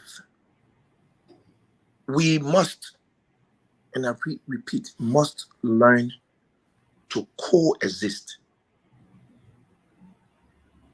We must learn to tolerate our religious counterparts, our ethnic counterparts. Paul Lumumba stated, quote, Africans do better in diversity than the Europeans themselves, unquote. And judging by that wisdom, I think we have done well in Liberia, because there have been ethnic cleansing in too many other parts of our world.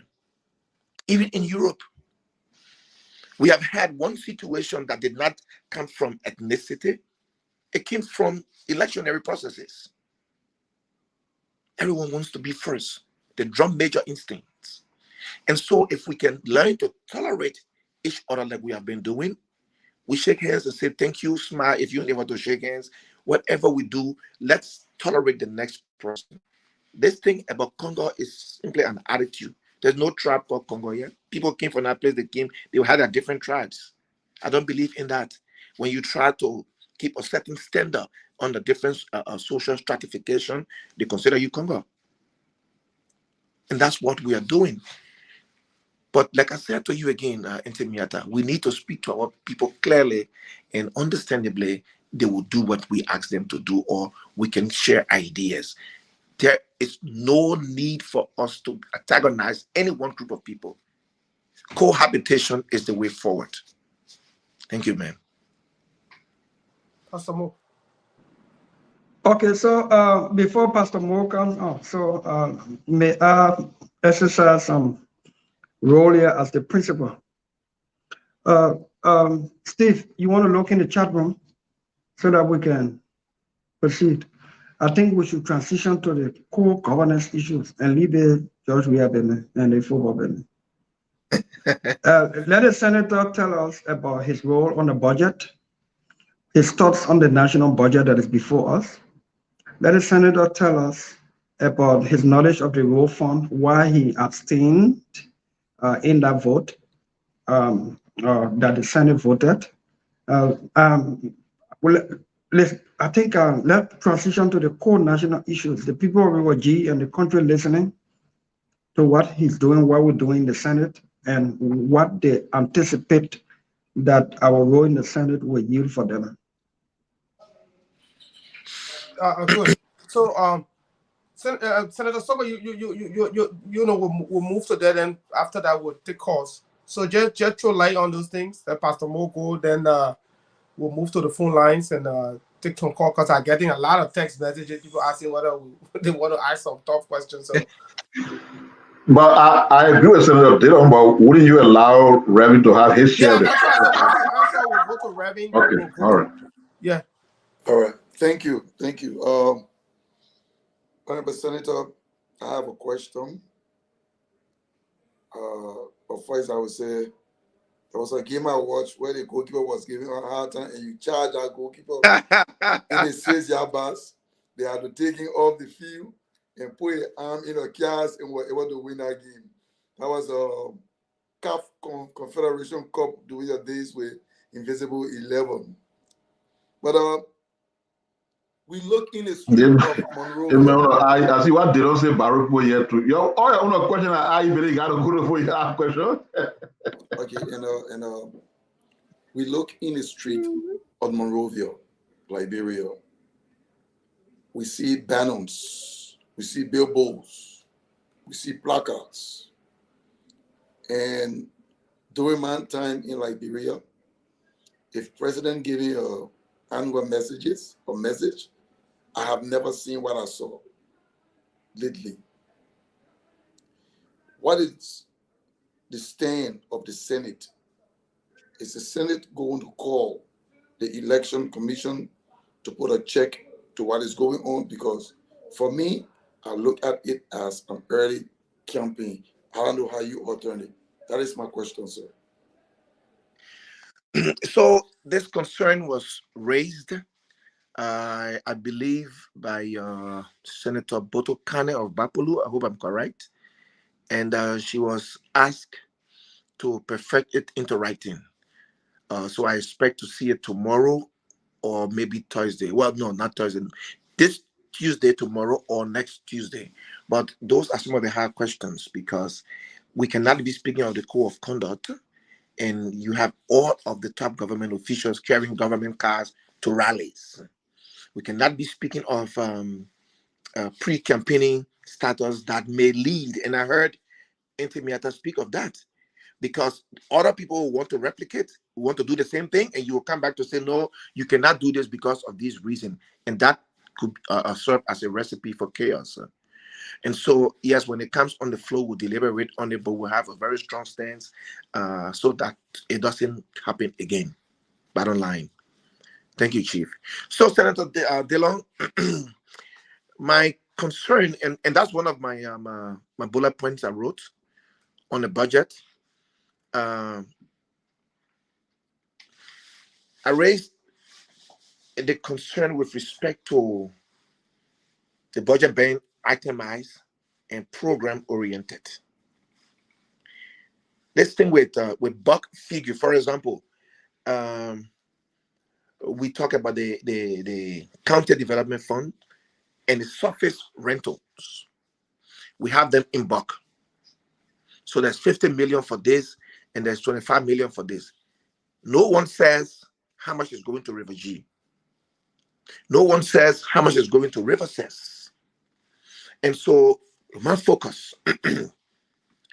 will be to get a clear and definitive line to say this item 22343 is road to River G between Tatuken and Kawieken. That is what I want to see. There are basic focus, but particularly I'm concerned about the issue with security. With security, there are going to be too many hostility around the country given these electionary processes. And so we need, the security have not recruited anybody in the last 12 months or so. Because I visited with the IG, I went to the police station myself to get first-hand information. And what they told me were very discouraging. I went to River G and called the different security apparatus and had a meeting with them. And even tried to encourage them by saying, hold on, we are going to to provide transportation, logistics, and basic needs to provide proper security. Let's not forget that there is serious attrition rate in the security sector. Let's not forget that there is retirement. People been disrobed.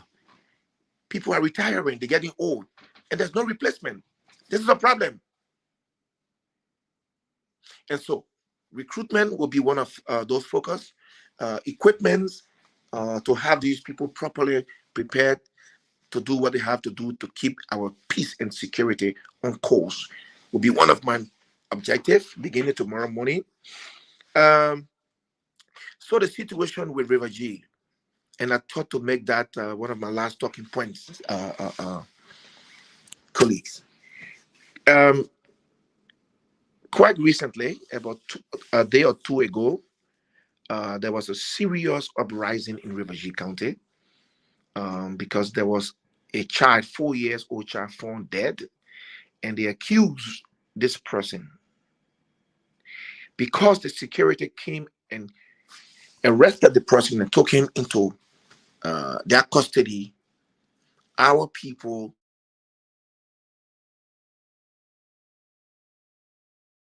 for which over 20 of them are in prison even right now as we speak. That is troubling, especially during these electionary periods, especially while everyone feels that they're supposed to be their own, everyone feels right. Whatever you do is right in your opinion. And that is an issue that's bothering me now. I'm trying to get the actual story from the superintendent to see how the caucus can act along these lines and see if we can bring this to a logical conclusion. I want to also talk about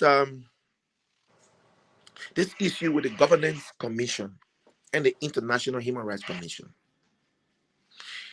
We are getting bad PR in the international community because we have signed out to these international protocols and accords, and we are not living up to the details. These are troubling, and we've brought this. I personally had a communication last week to the Liberian Senate, to the plenary, stressing this issue. Firstly, the Governance Commission has only 2 commissioners at this point. The requirement is 5. One of whom is not properly, has not been properly confirmed because there was a motion for reconsideration during her confirmation.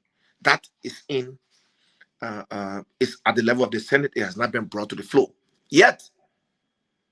The madam is creating serious chaos at the place, going to the point of usurping the function of the legislature because they have an autonomy nature.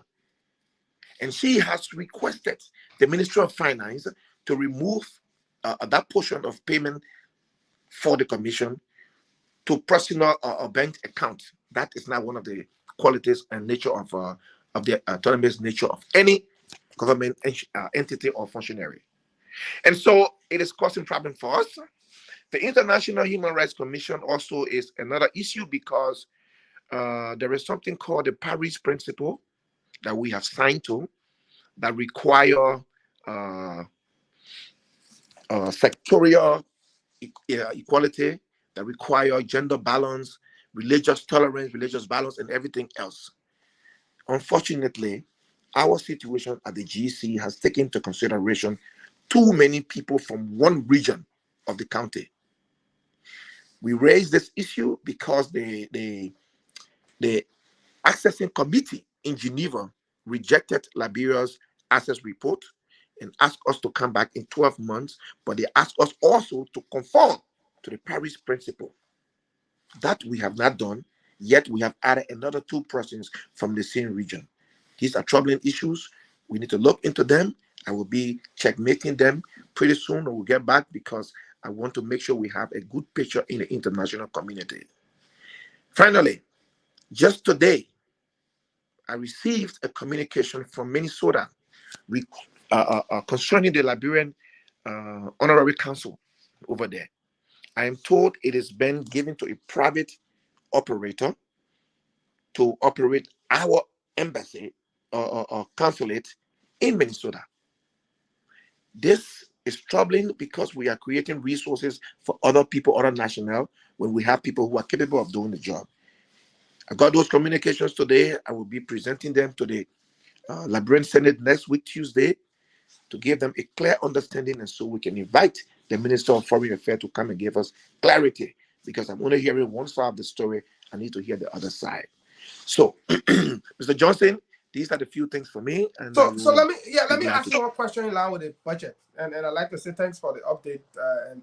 And the budget, one of the things we've noticed in the last 5 years is a clever attempt by the Ministry of Finance not to pay counties the county development and social development funds. Even with that, we've seen a sharp increase in the budget of entities such as one, the Ministry of State, the President's Office, and the NSA. With this in mind, and bearing in mind that we go to elections in a few months, and with everything being, because one of the outcomes of this has been that every time the president uses public funding to carry out project, it is termed WIA's project with public money. And so because they're cutting from county development fund and social development fund and not giving it to them, and that money goes under the Ministry of State and the Office of the President now is able to go into these counties with their own funding that should be decided by the local government and use his own rationale to give to them as if to say the president is doing them favor. In this budget, are there plans by you guys at the legislature, specifically the Senate, to look specifically into why is it that these counties have not been able to receive their county and or social development fund, and that whether there are any plans to also ensure that that money through the Ministry of Finance is paid retroactively to those counties as we move forward? And the second part to that would be the issue of the $6 million as announced by the president in the State of the Nation address, that there was that he was asking you guys to approve additional $6 million to offset the disparity between the base of the pay grade, which is the based on the minimum wage, and those who are making below the minimum wage to up them. Now, when that happens, one of the things that the Senate will have to be careful with is that you'll be paying minimum wage, 15,000 person will be claiming,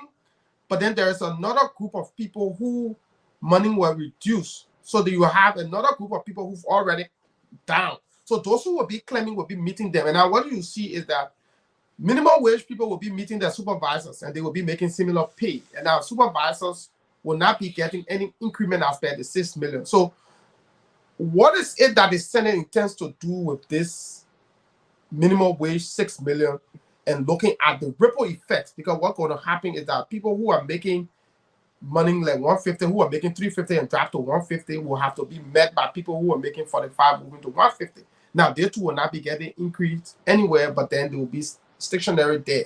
What is it that the Senate will be looking at in this regard? So on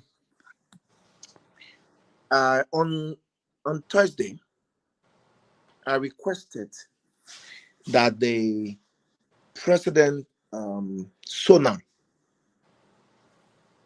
be given to all of the members of the legislature as a constitutional requirement to all of the members of the legislature, so we can clearly look at those lines and make it an informed decision.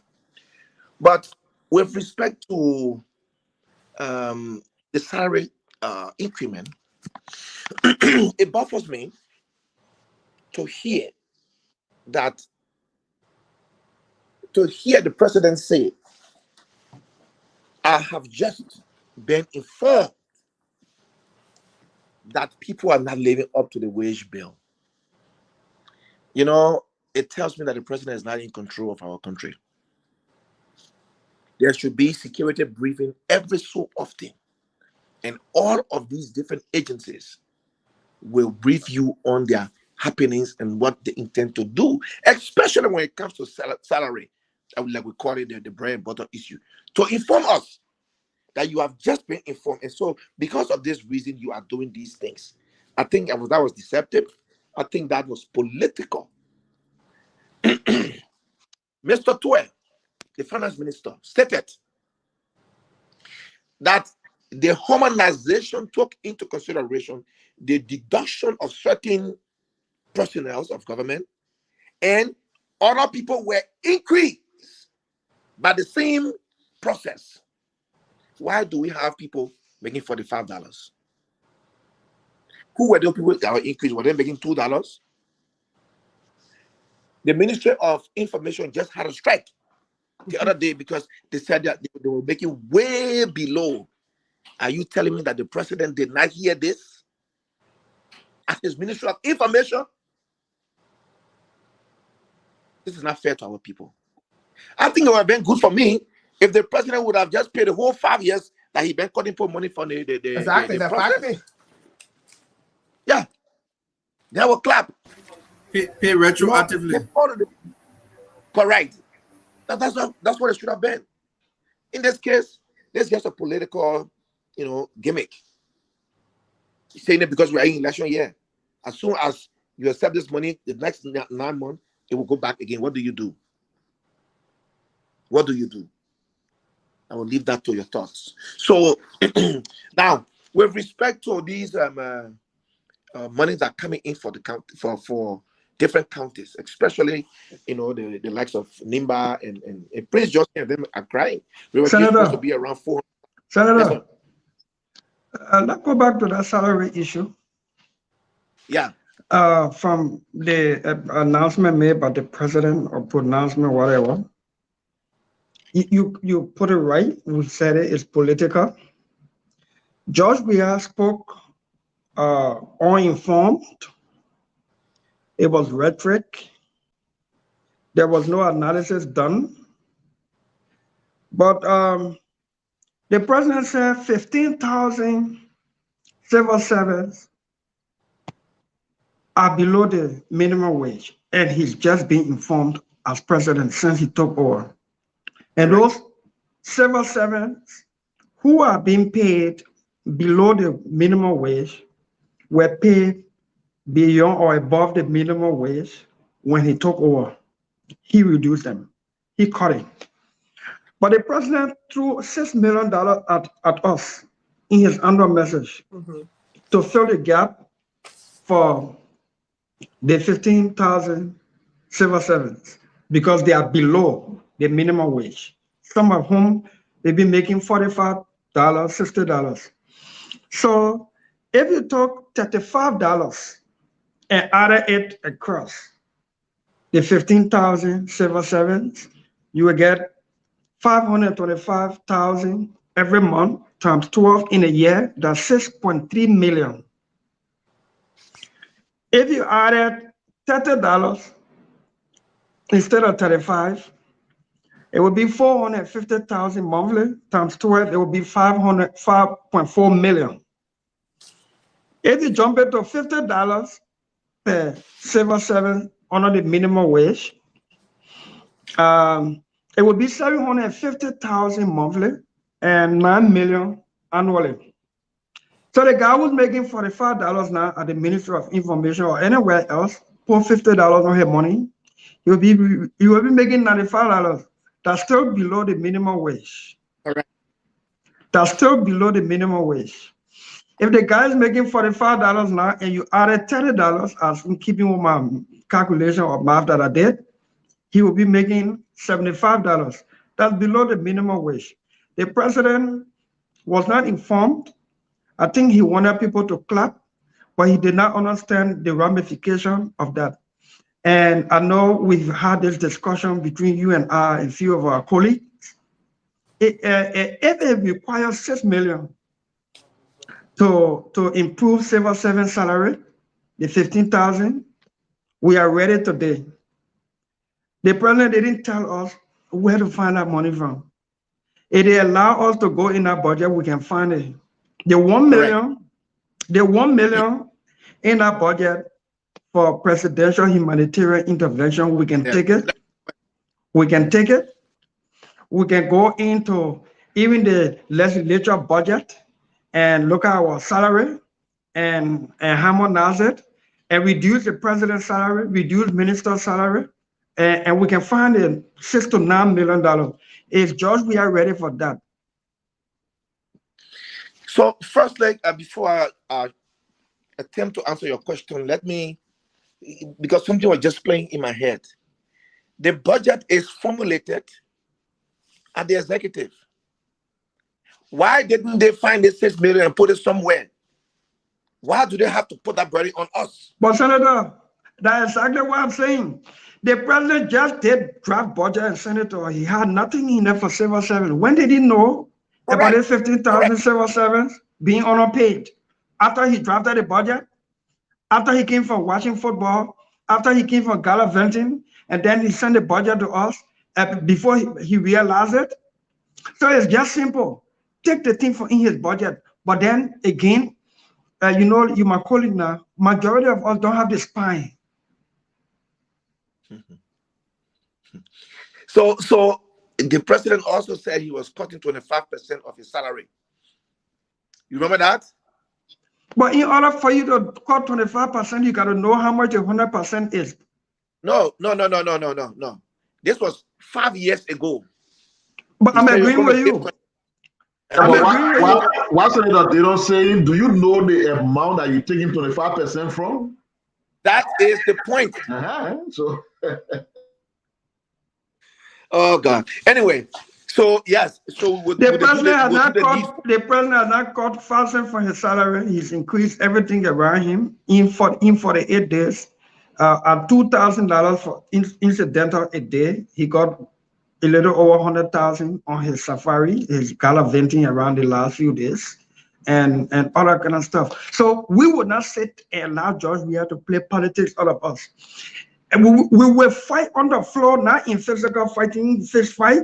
We will fight on the floor to cause our colleagues to say, let's take the money from the president budget, let's look in hours, let's reduce minister salary to add it onto civil service salary. Then we'll know what our George Weah are ready. That is correct. Wherever we need to get that money from, we'll get it. But we will get it. I can promise you that. You're gonna get that money from Executive Mansion and NSA. NSA get free money. They get eating because they can't. NSA not doing nothing. They get eating all the money. You get so the budget go way to BB money like play. You get take it. Stephen, let me ask a question that is meant for both our guest and Senator Dillon. It has to do with security. And for me, I'm very worried about security as we move towards the 2023 elections and seeing what's happening with the EPS officers wearing partisan T-shirts. So I work at the mansion, Mr. Senator, as press secretary to President Sirleaf, and I have some facts. So when President Sirleaf left office, the strength of the EPS, trained people considered as personnel of the EPS, were 575. You know, the scope of the EPS is limited. Protect the president, VIP. So it's not like the police where you want 5,000, 6,000 person. So the strength was at 575. When the CDC came to power, spearheaded by Nathaniel McGill, they infused their partisans into the EPS, and the strength of the EPS currently, as we speak, stands at 1,600 officers. Wow, 1,600 officers. And I'm giving that information because both of you are leaders of our country. You are in the Senate. And here's the reason why I'm raising this figure. Don't you both think that a lot of things are just left with the people in the executive and they do whatever they wish to do with no real tangible oversight or control or even seeking information coming from the legislature that's going to be holding the people accountable, because the fact that somebody could just easily raise the strength of the EPS from 575 to 1,600 because you want to give partisan job, put the security of the nation itself at risk. Correct. And now we should not be surprised that we see people wearing partisan t-shirt and calling themselves EPS officer. Don't you guys think it's time now that you begin to pay attention to those things that are under the jurisdiction of the executive and that they are in charge of, the both of you? So, unfortunately, this branch of government is headed by one person. The president has the appointing power to put all of these people where he wants to put them, blocking the national envelope. We understand that. But again, the Olympic, there are other pressing issues that require our attention more so than these EPS people who are partisans security. So right now we are at the finish point. Let's work with what we can work with. Like we talk about this money thing. Let's work with the security apparatus getting the necessary logistics to electionary periods, and let's make sure we get this thing to a logical conclusion. That's where my appeal will be at this point. All right, Senator. Thank you very much. Senator Dino, it was for both of you. I think my colleague has answered. You know, like in the Senate, when I speak, when you raise your hand and say, "Oh man, your man finished talking at the sitting," so vice versa. So I almost did not black. Yeah. So guys, at least we've exhausted most of the issue. I wanted to take a few calls so that I wanted Senator to tell us why he abstained. You know the road fund issue. Let me say something to it. Senator, my colleague will respond. So Senator Dillon, we got 7 minutes to go to the phone line. So let's just work with that 7 minutes. Yeah, sure, good. You know, Samuel Twe will answer to misappropriation of road fund money. The road fund law says every cent we collect for road fund will go toward road. Nothing else. The government will find money for salary. It will find money to build market. It will find money to do any other thing, every other thing. Money collected for road fund will go toward construction of new roads, rehabilitation of roads that are already existing but need rehabilitation, or construction of bridges, or rehabilitation of bridges and all that stuff. To divide it without authority is a crime, is a violation of the law. And Samuel Twe went and used road fund money in the name of paying salary without approval, even though the legislature where I am voted in majority to clear Samuel Twe in the name of they are authorized him to do that with no proof of that authority. My colleague abstained when I voted no. Senator Nyomli Kanga Lawrence was out of the country on official matters, so she was not in session that day to vote. Similarly with Steve Zago and Jonathan Kapi, who were themselves on ECOWAS duty in Nigeria. I voted no on the record. But the Senate and the House of Representatives voted to clear Samuel Twe. I know that thing will be revisited after we replace this gang from over the country, because the legislature does not have the functional constitutional power to absorb anybody of acts that violate the law or border on criminality. So once you are not vested with a constitutional authority and you exercise that authority, it is void ab initio. It has no legal effect. But my colleague voted, yeah, only the courts can do that. So we will revisit that and put people that where they in handcuff with serious government won't take over. But my colleague abstained. So let him say why he abstained when he was in session that day. So Senator, man, I thought you said you're not going to ask your colleague question again. You're giving the man hard time. You're pushing the man in the corner. I think he's doing it for the benefit of the exactly. For the audience. Exactly. Yes. So during the debate, I raised my hand 4 times. And the pro tem knew what I was going to say because he understood my position prior to going to a plenary. And so he deliberately did not give me an opportunity to speak, because I was going to make my case with respect to why we're not supposed to give any money from anywhere, because this is the law. And that was the whole idea of the road fund, to put it to roads, not for salaries. We have salaries money all along in this place that was nothing but road fund. I raised my hand the first time. I put the right one up. The protest didn't see it. I put the left one up. I brought the other one back and the other one back 4 times. So if I'm not allowed to speak, why are you asking me to vote? And that's why I stay from the process. Now I see what Senator Dillon asked a question. Now I accept it. Right. Because some people say, "Oh, but why the man abstain? Abstain mean you I mean you agree with the thing that happened. He abstained because he didn't participate, and especially the time the legislature said they granted that authority, which was not done in the first place. Senator Segwe was not elected then. Yeah, a predetermined. Correct. Right.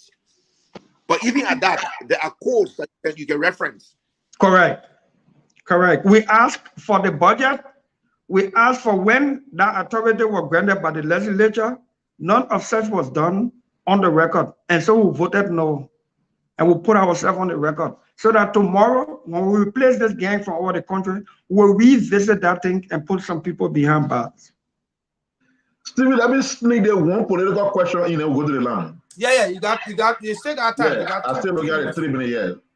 So if you ask Senator Dillon, he will tell you any day that comes October 10, 2023, as Senator of Montserrat, he will say, we deliver Montserrat to the opposition. If you ask Senator Nyomdi Kanga any day she's sleeping, say you wake up, she will say, Grand Bassa County will go to the opposition. Mr. Senator, what can you tell about River G? Where do we stand on River G as we wait for October 10? Can we be assured by you as a senator of that county that the opposition can go to bed and you will deliver River G? So, Mr. Pia, the feelings around the country is the same. And River G is of no exception. The people are disenchanted, they are despondent. They are waiting for that payday. I continue to say, you know, look, I remember 2017.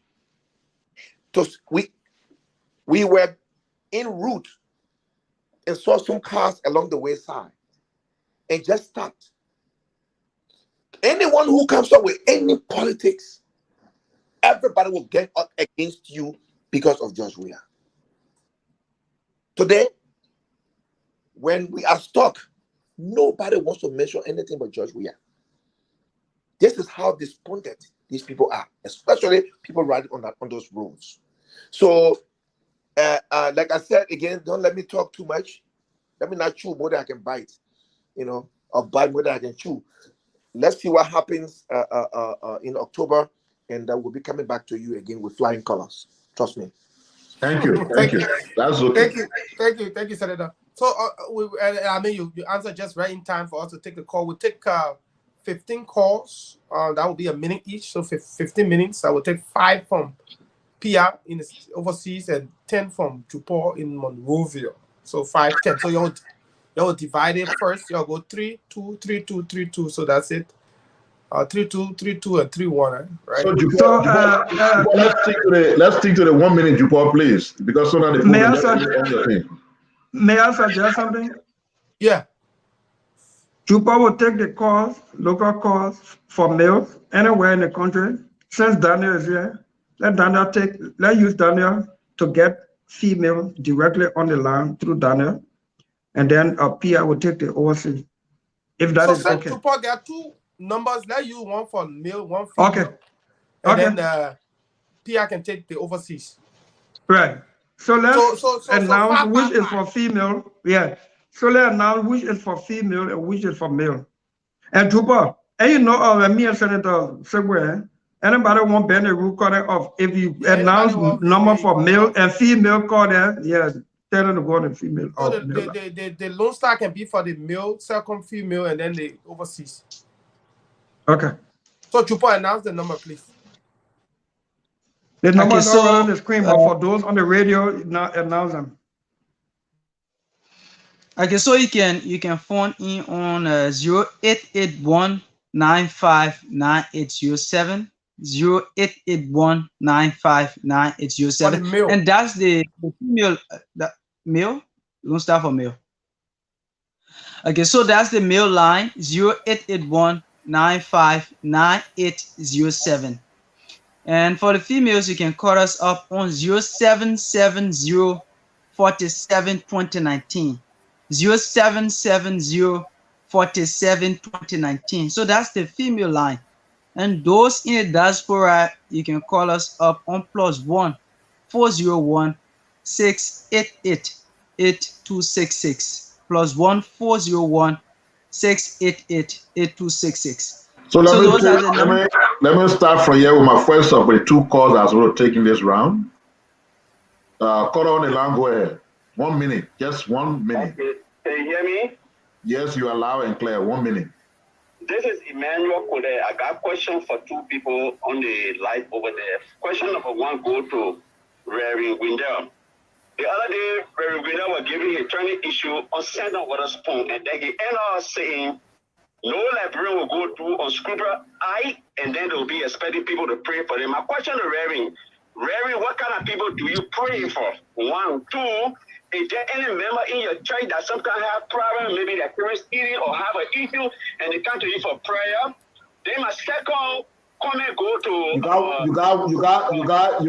got 1 minute. Sorry, you got 1 minute. Call on the line, go ahead.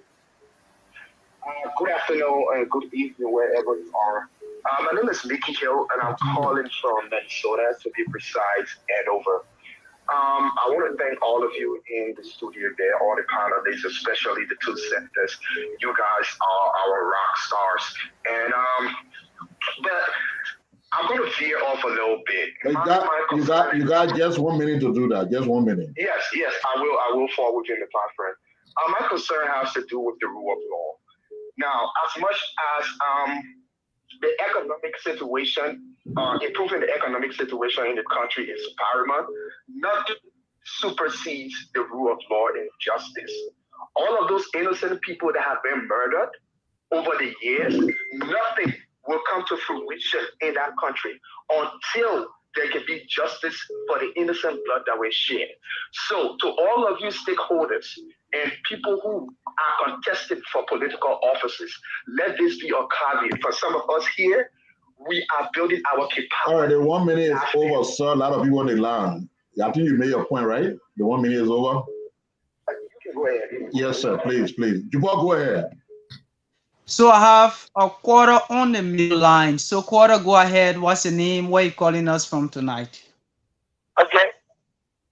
I'm Cyrus Martin calling from Jubata. You have just a minute. Please go ahead. You have to be brief. Yeah. I want to comment on the board chat.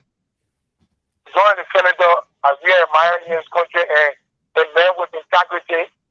He will just stay or there to he and the dollar zero in our house. I think our country will go down because the senator was just saying because we have to put for them everything that George is doing, then you support him, then our country will not go nowhere. So I want to encourage them. One day, there'll be Okoli will come to them and will do the work. Thank you so much, Chief. Yeah. Okay. Thank you so much. Your 1 minute has expired.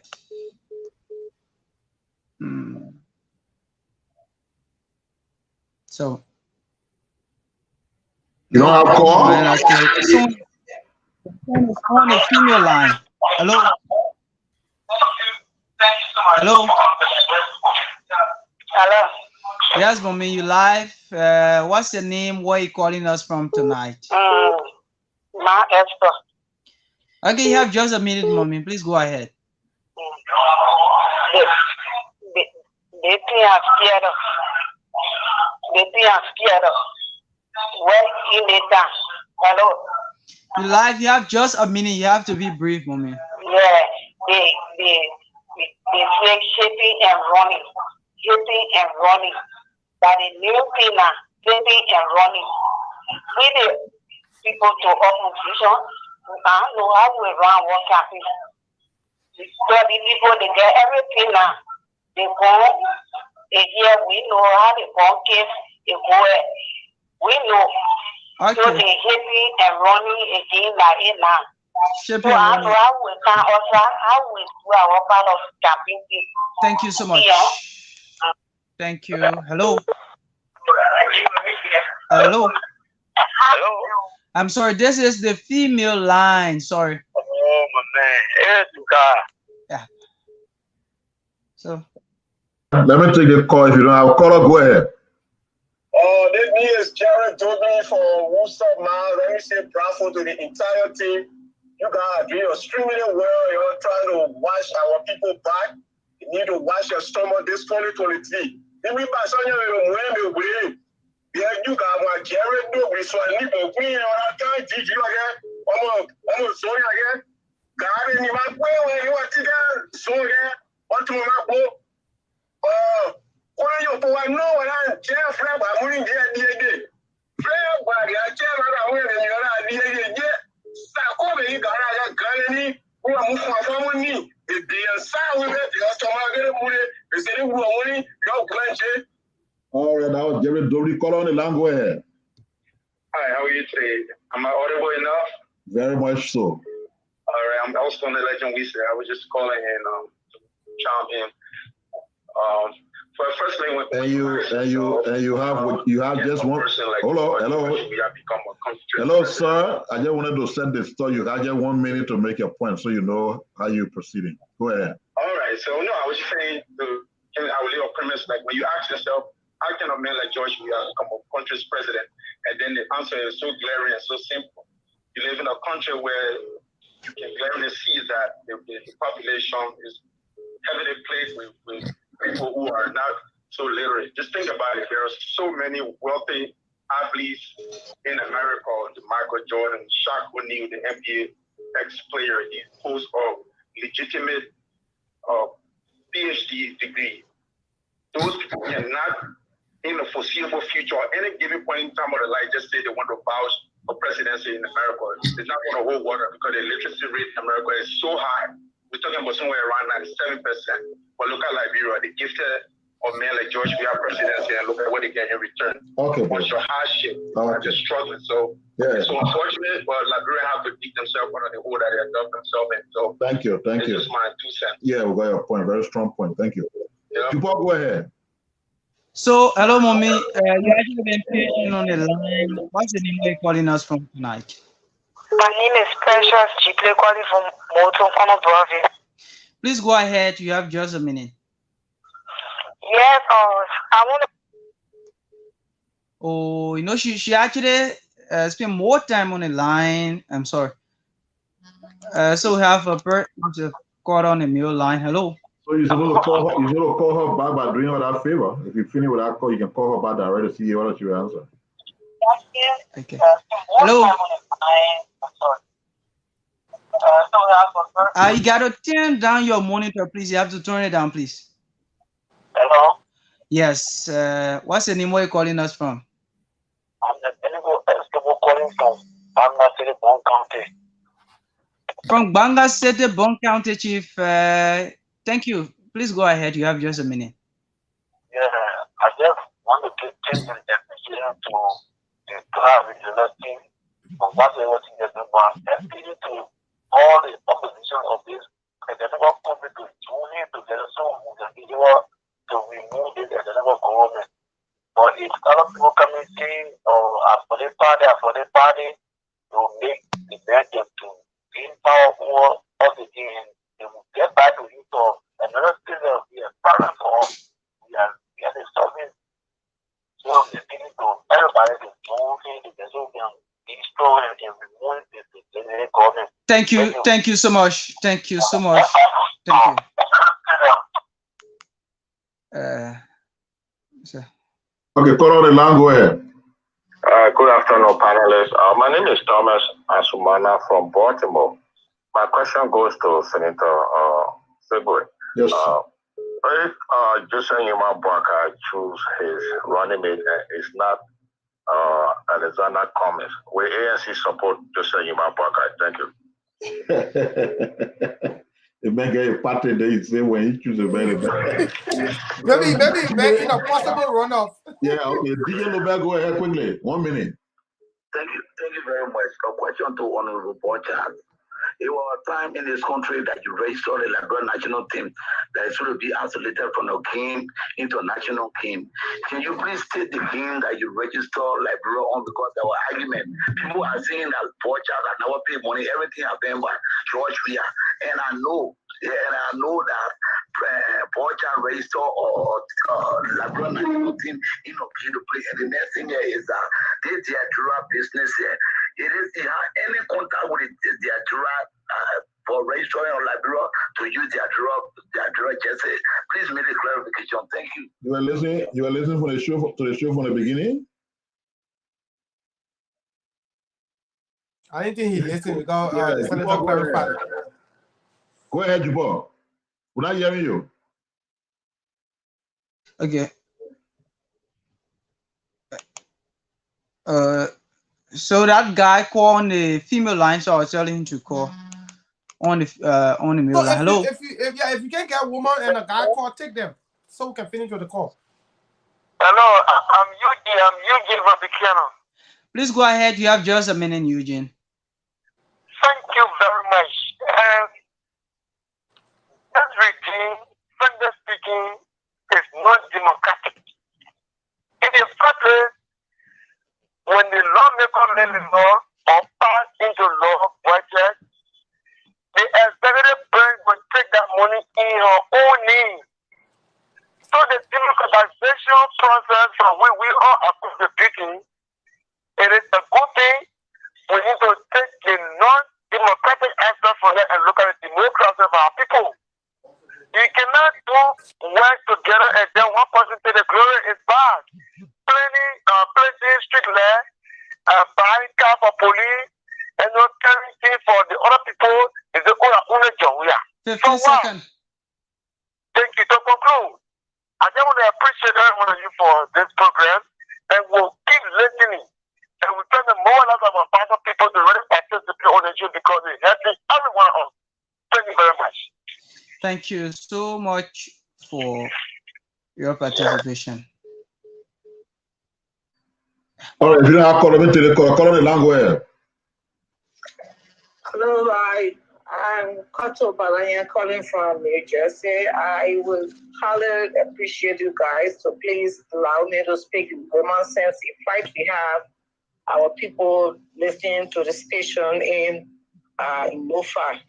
If I'm permitted, and I Go ahead. Elementary what was in an Amazon. So that's again, so that the home I need to tell the guy commenting in the Ekezo. That one was so back up again at the permanent to Theodore was it a farmer or a better farmer, talk up against the Theo war. Lama going in, commenting and I do cloak and planning the Evazo. Kayasina, my is now, was that I will like Giana. Imagine the tower now, Dano Giana, when get up. Gata doesn't know like I gave Bobo Balawa. Kaka Padis on like I go over. Kapagila Chloe Gaga, as you know, Poma. Kapagita can get to Margaret, theatre will back about an hour, but I will, my answer got the Pagis in my own and I will occur. Now, the Baga go home, my God, what's I getting about the I'm not really play. You got 1 minute. I'm not saying that, but so my will be there. I'm not asking was the play. Mama was so willing to so come on. I want to say thank you guys so much for allowing me to speak to our people. I just try to enlighten them on things that are happening now that they should not allow the weird government to be re-enlightened. Yeah, I will allow you to go more than 1 minute because you are speaking directly to our people. Thank you. You both go ahead. Juba, read the number again. Juba, read the number again. Announce the numbers again, Juba. Yes, wrap up this person. I will announce it. Hello. Yeah, hello. Good evening. You are live on a class reloaded. Please tell us your name, where you're calling us from. Thank you very much. This is Bobby Abu Meska call for District 6 at Yukobaru. 1 minute, Chief. You guys this evening for the topic of discussion.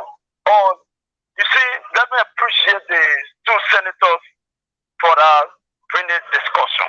You know, it is time for our senators then to speak in the interest of the people. And I love the way Borja spoke to Nehoro Borja.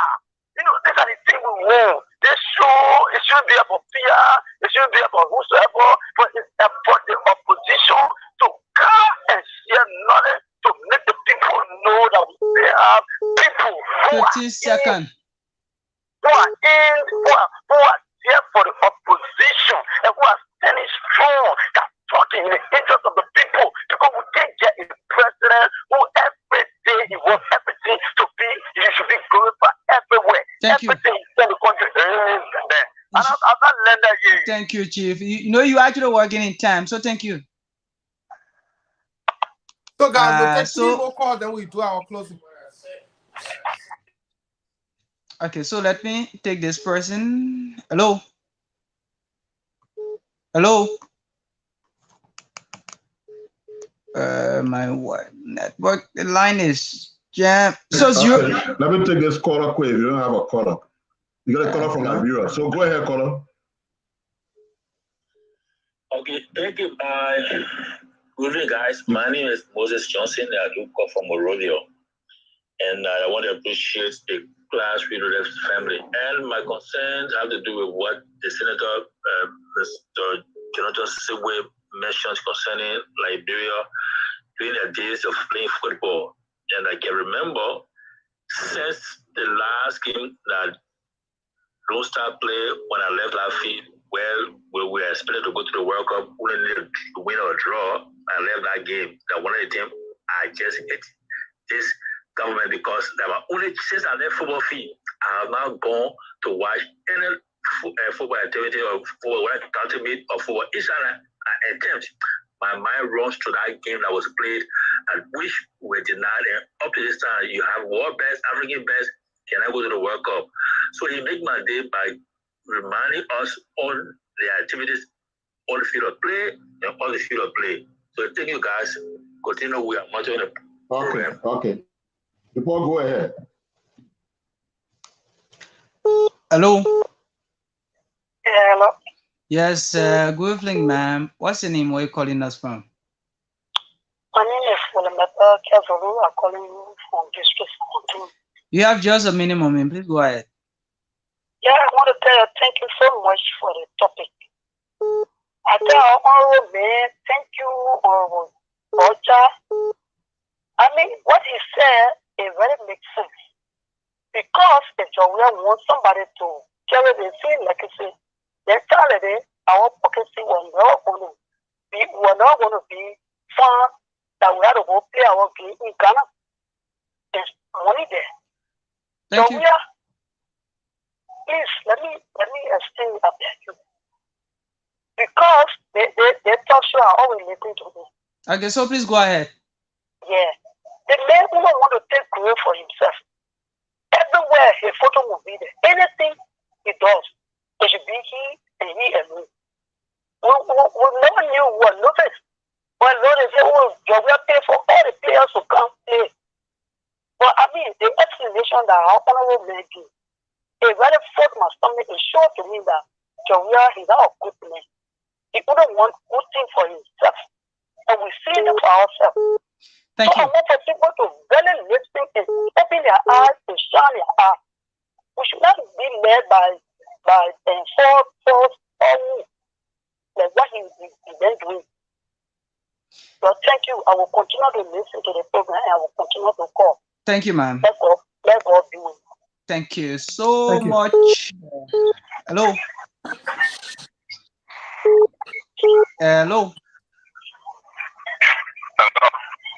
Good evening, Chief. You're live on the Class Reloaded. Please tell us your name. Okay, he dropped the line. Hello. So, Good evening,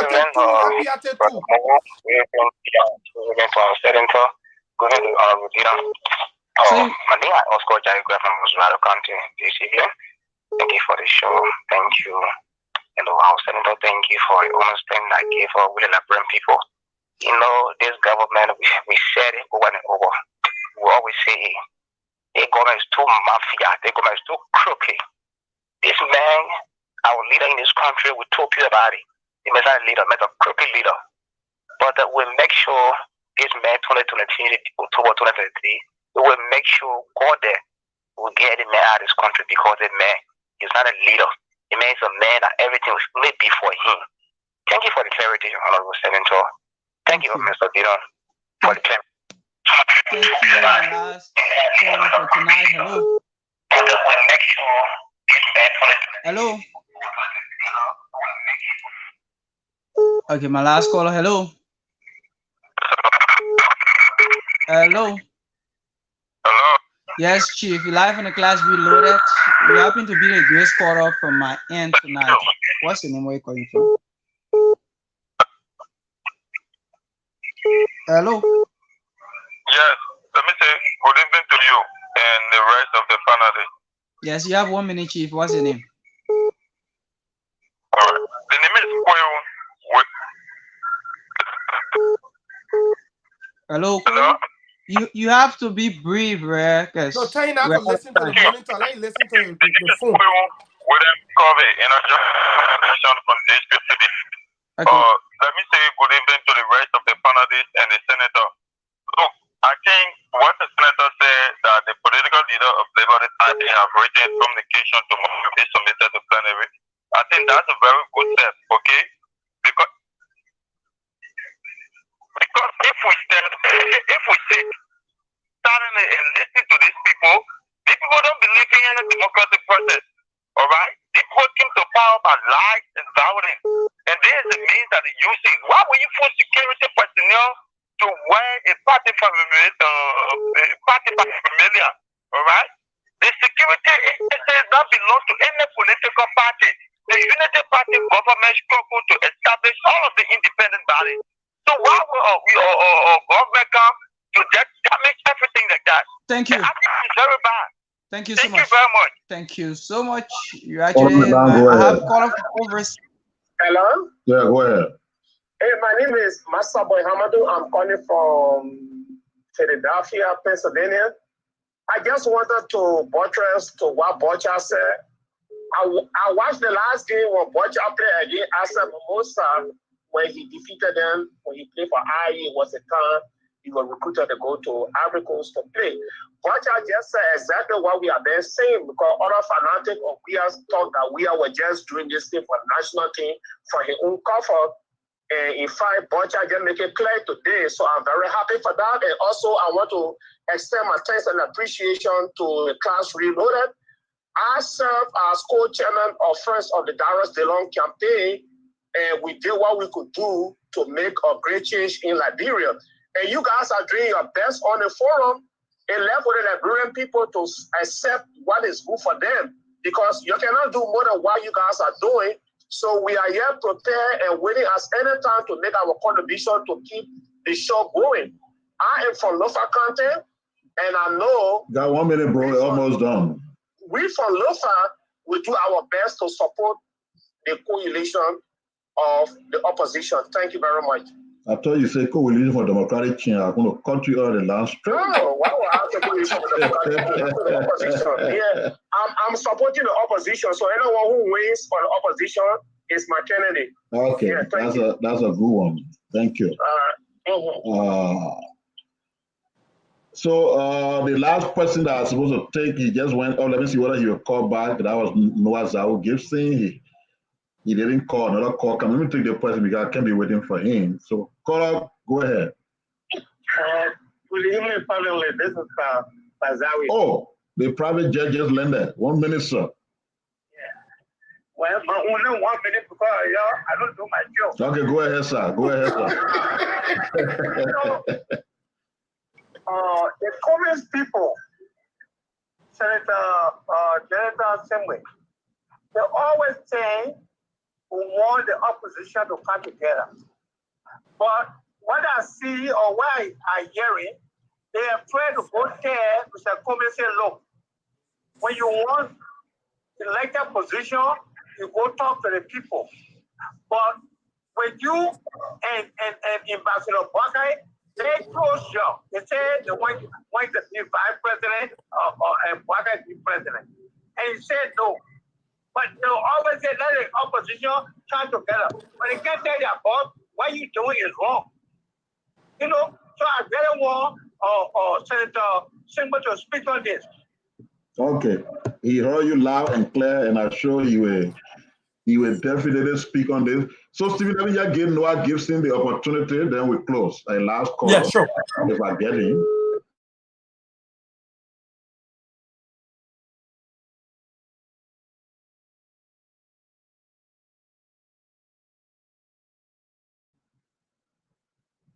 See the man.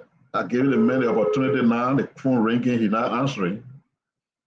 Noah is in Miami. Noah, Can we proceed? Tomorrow session, we're going to go to bed. You call somebody, but then you miss the opportunity because you refuse to call. So, Stephen, he has that pick, so you can go ahead. So yeah, guys, we're doing well with the time. Let's wrap up. So, Senator Sogbe, you listen to the callers. Just respond to some of those who ask questions, and then you can do your closing. And then after that, the rest of the panelists will, in 1 minute each, do the closing, and then we move on to close the show. So thank you. Most of the callers made accommodation. They avowed to our conversation and the issues being discussed. So the last Omen, I don't know what his name, Errol, I don't know. Anyway, so he raised a concern that we from the ANC are not able to tell Mr. Cummings that he's doing the wrong thing. So Omen, I don't think anybody is doing the wrong thing here. People have their personal ambitions and they can proceed however way they want. It is our responsibility to talk to our leaders and say, this is where we think we ought to go. And that is the process that is on. So no one is doing the wrong thing. Everyone thinks they can be. We will have to make it by speaking to our people. So please, don't say who's right and who's wrong. Let's just try to fix this thing together. Another young man asked about where I rescued Liberia, or I think that was the concern. I think what he meant to say was, were we supposed to qualify and I score? I think he's referring to the game, Tunisia. Liberia and Tunisia that took us to the African Cup, where I scored that lone goal at the SKD complex and we were qualified to go to the African Cup of Nations for the first time. I think that's what you're referring to, and if not, then we can have the conversation another time. I don't want to take all of the time. But let me thank the principal and the panelists for giving me the opportunity to have my debut on this program. The orientation wasn't bad at all. I am looking forward to coming back at some other time when you deem it necessary. Thank you and good night. Good night. The voice of Senator Jonathan Bocha. He's the senator of River G County. Thank you very much for joining us, Senator. It's a pleasure hosting you. We're looking forward to inviting you some other day so that you can be with us in class. So before he go, I can say something? Yes, we have a closing procedure there. So we just before he goes, before he goes. Yeah. So the first time, so that's what he said. I said, I'm listening.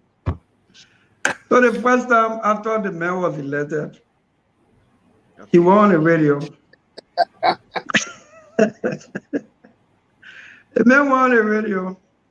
I think Julius J was hosting him that day. So people were interested now to see whether he's another George Weah kind of person that have been elected.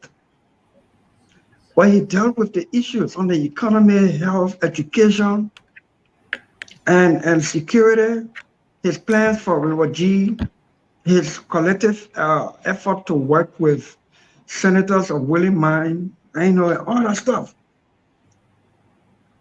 And even Julius J was very intrigued. So they opened the line.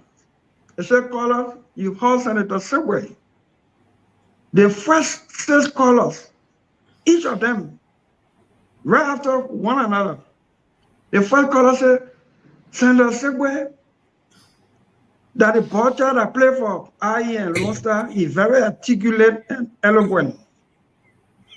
The second caller came and said it's in it. The third caller, the fourth caller, the fifth. So in the end, when he said, Senator, you listen to the callers, what's your view? He said, that all the vote, but there ain't no vote.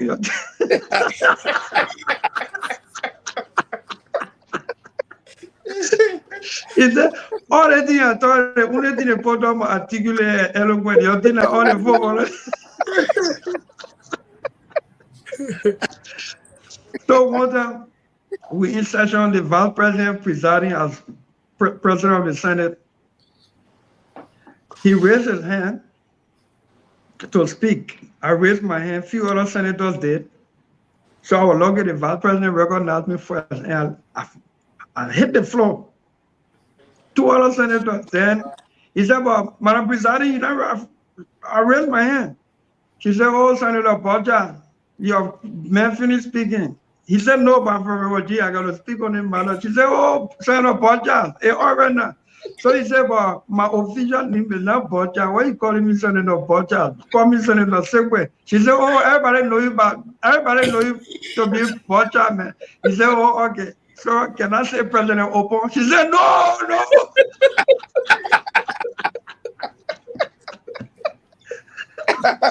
You're not gonna deal with me. No, Senator Porter.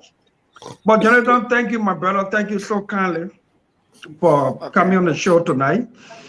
Please make it more often. Let our people hear from us more often, because some people think it's just about Senator Dillon. Let them know that you raised critical issues in the Senate. In fact, you voiced the issue about the 11 million unrest subsidy and demanding accountability. Correct. You have raised a lot of critical issues. You brought on the floor about Liberians in Oman with their situation, and you've raised a lot of issues in there that we have been standing up together with. We want to thank you. We want to thank the people of River G. And let me say what Senator Segway said to me as a friend, but he said it publicly. You are not a failure until you stop trying. You are not a failure. Yeah. You are not a failure until you stop trying. Once you continue to try, you succeed. Jonathan, Jonathan contested 4 times in River G County, and on the 5th, he won, and he's senator today. You are not a failure until you stop trying. Thank you, my brother. Thank you, sir. Thank you, Senator. It was nice having you. So, guys, if you look in the we'll begin with Ente Miata, Pastor Mo, Jupor, Larimer, Pia, and then Senator Dillon will take us home since he's the principal here. So, we'll go with that. Senator, you can go now. Yeah, I'll take it off. Yeah, so we can gather over you behind you. No, why you want to do that? Why you want to do that? Okay, it's me. It's me closing. I want to thank Senator Segway for coming on. It's a long road, and I'm quite positive with our support, we can all join hands and see what difference we can make come October. I smile because I remember Senator Segway and I in 2005 were on the campaign trail together. So I still feel we are together, even if he is in another party. That is how we are supposed to be. We're supposed to be cordial and recognize and respect each other. Once upon a time in our society, there were no jails when our people first inhabited the land. And my mother told me this story of the reason why there were no jails in the villages, because all the people did was simply to recognize and ostracize the wrongdoer. They would feed the wrongdoer, but they would be ostracized. That was the penalty you suffered in the African communities. When I watched the rally the other day, coming back to it, I'm sorry, I saw the sanctioned individuals with their T-shirts and their caps and a part of the presidential entourage. And I said to myself, so where do we draw the line? What are we saying What message are we throwing out there to the general population and to ourselves?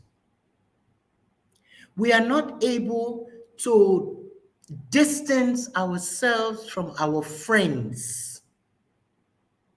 And like Senator Segwe said, which I was very impressed with, patriotism is not about friendship. It's about our country. And in our society, we consistently fight against the standards. We consistently do it. The article by Deputy Minister Wakai Fofana, in which he claims that we're at the stage of a class war, a class struggle, not war, I'm sorry, a class war. And I said to myself, oh, but how can a Fofana be telling a Fambule that is about a class struggle? The struggle, Minister Fofana and all of those who support mediocrity, the struggle is the educated against the uneducated. Our parents worked, saved every single penny so their children could go to school. Why? Why? And this has been going on since the beginning of the 20th century. Every mother, whether Lofa County, Kepamos, wherever, education was the key in Liberia. Education was the key.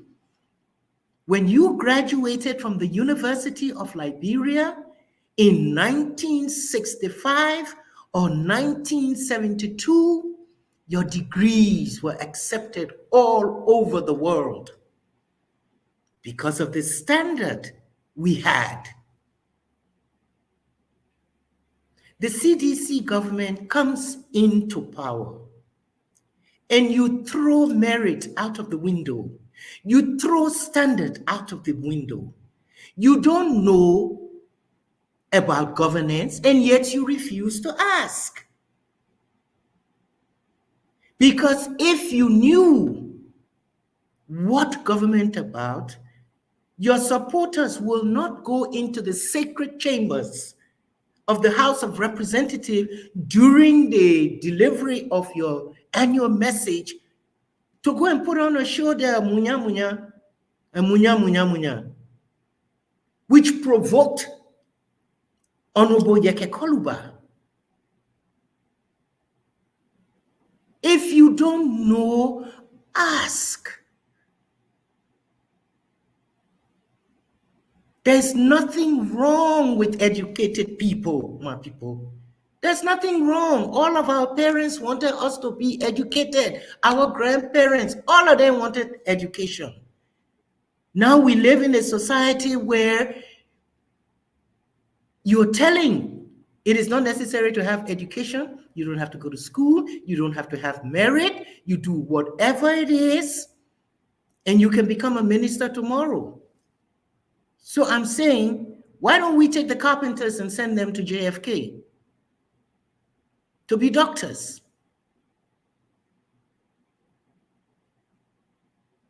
We really and truly need to be able to stand up. I was very upset. I was very upset to see McGill and these people there. And the argument from Liberians is, oh, but we find the people guilty in Liberia didn't do nothing in Liberia. Let us keep making those excuses, protecting our friends or our associates. Our country will never, ever go forward. That is my sad message, and I thank you all very much. Thank you, Anthony Miata. Pastor Mo. Yeah, thank you. It was a great show. I want to say thank you to Honorable Paul Charles for being here tonight. A lot of things were unfolded, and a lot of people got the G's, the real G's. Somebody called and said, Pastor Mo, can you, so you cannot pray for somebody who stood on you talking about status.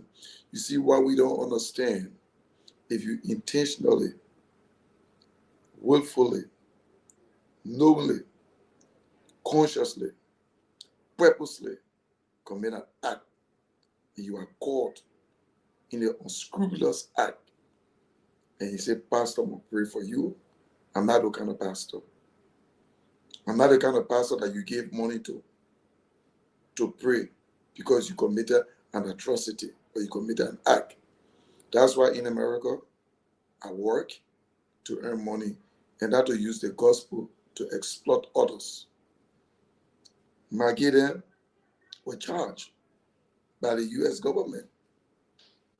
But pastor then gather and they went and pray. Here in America, I do 2 full-time jobs. I do 80 hours a week. So I got no cause to corrupt the gospel. Thank you. I think it was a great show tonight. And I just want to say thank you to the host that invited the honorable man. I think all of the panelists were great. I think we bring people of them in here for us to discuss issues that the people's minds will be open, because this show is educating the Liberian people. Thank you very much, Honorable Dillon, for such an opportunity, for you all, Stevie, for you all creating such a broadcast. Thank you for the opportunity, and I thank God for all of us. Good night, everyone. Thank you, Pastor Mo. Paul. Yeah, so I just want to express my heartfelt appreciation to the team. I'm always grateful. I've always been grateful and will continuously remain grateful. I mean, being with such great team, is an honor. So thanks to everyone and good night. You done? All right, Larma.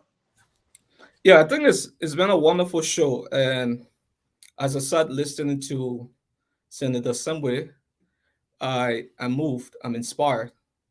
I think he's one person, besides being in leadership today, play on the national team. He won many hearts, and to see him in national leadership, providing the kind of leadership that he's providing, I think he's on the path of winning many minds.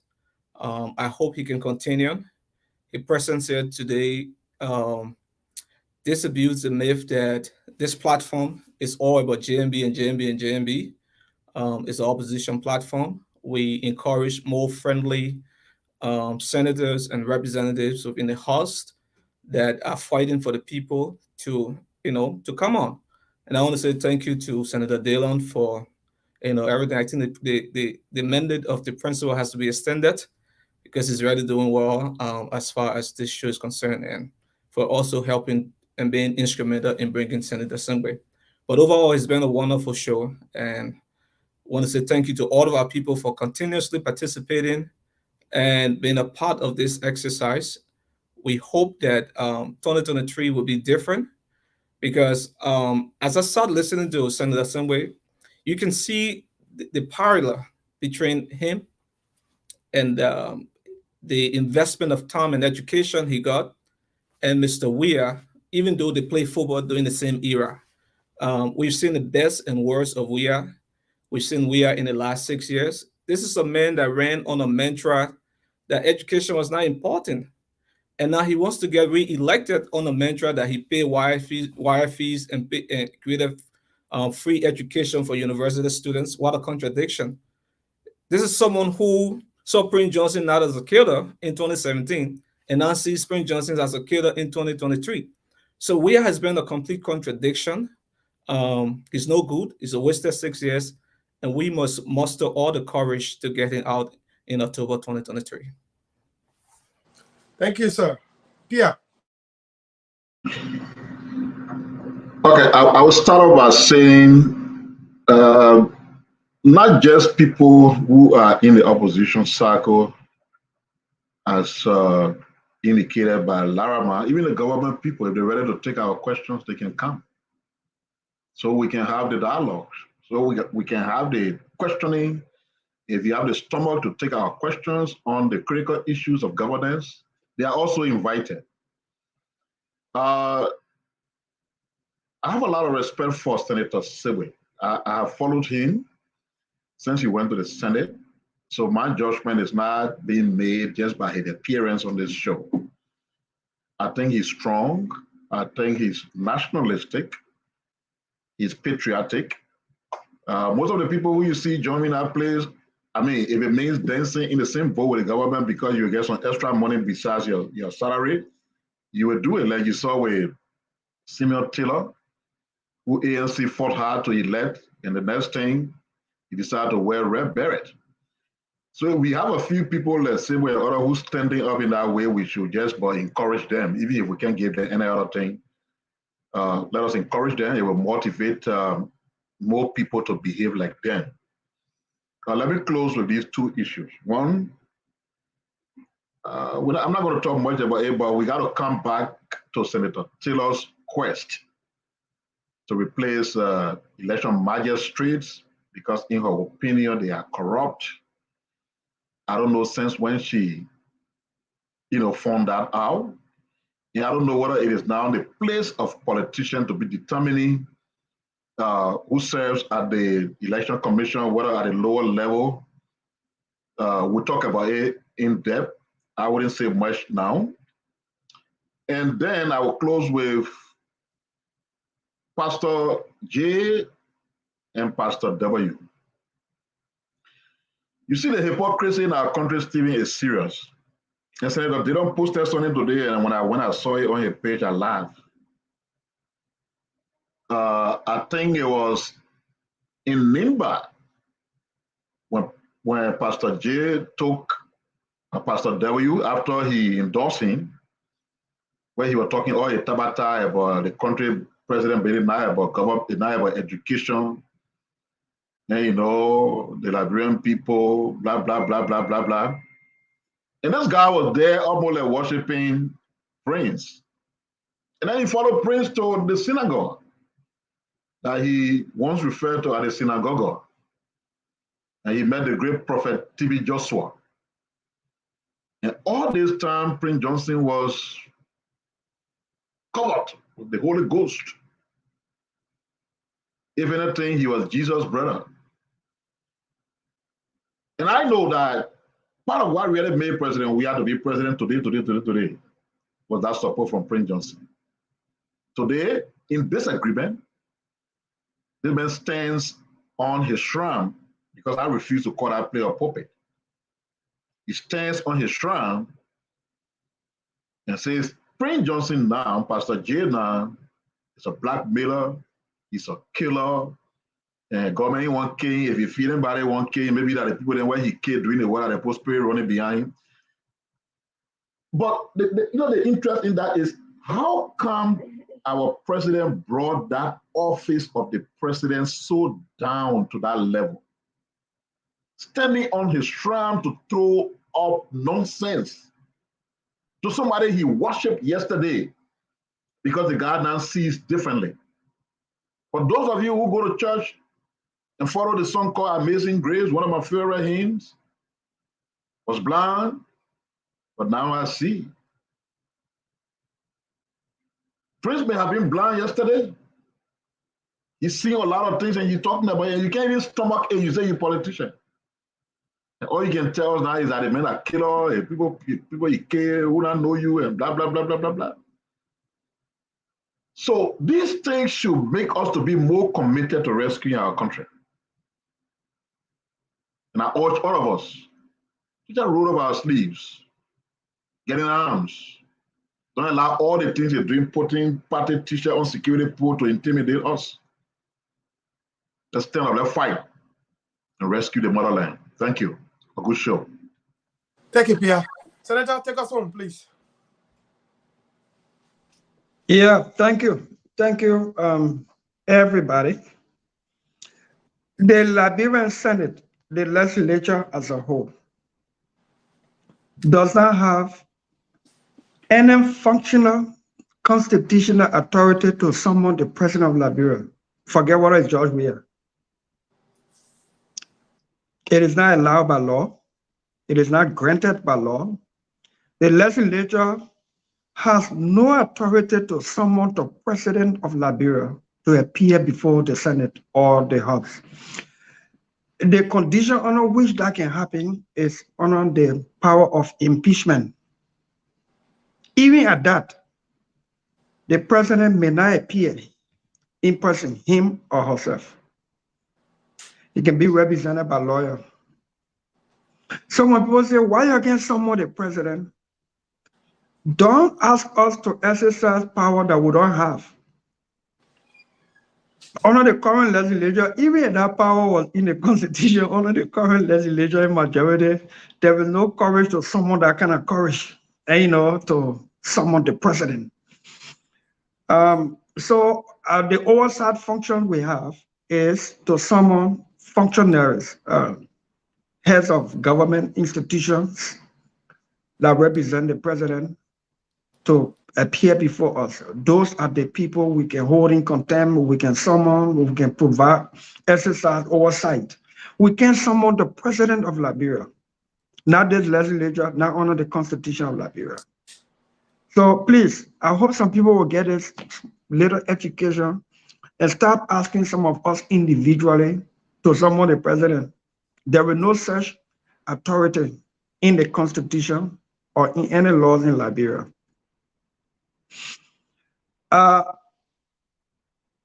Everybody on this class Reloaded know how we all derive at the idea about making the class a Reloaded and put it on the radio to interact with our people.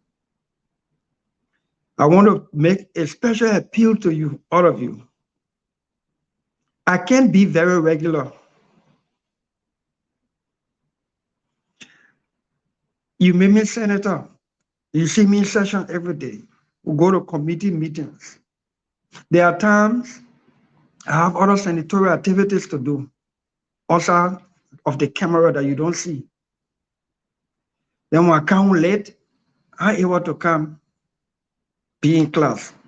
But it does not mean that we are not part of the class. We'll do a lot behind the scene every day in the class Reloaded chat room. We are engaged to make sure that everything goes on well. Once in a while, a little more frequent, we'll pop on sometimes training issues or to close the program in between there. We'll try to make it our business. In closing,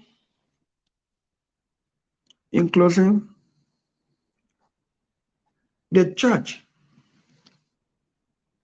very more, I won't declare Liberia to hold a bath and spiritual deliverance, but it will be the same religious people to do it. You know, the Bible says, when the sun shines, it shines both on the righteous and the unrighteous. The same way when the rain falls, it falls on the righteous and the unrighteous. There are some very religious, honest, serious men of God in this country. What is painful is that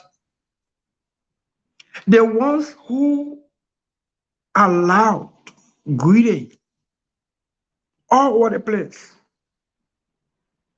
killing the gospel in the country, desecrating the pulpit in the country, making us to generalize that the church is dead.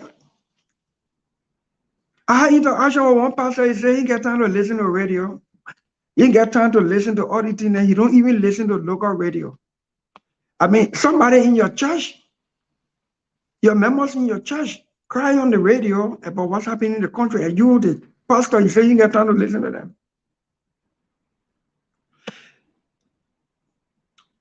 even the very few pastors who are standing up, holding on to their religious belief and with integrity, they're getting afraid.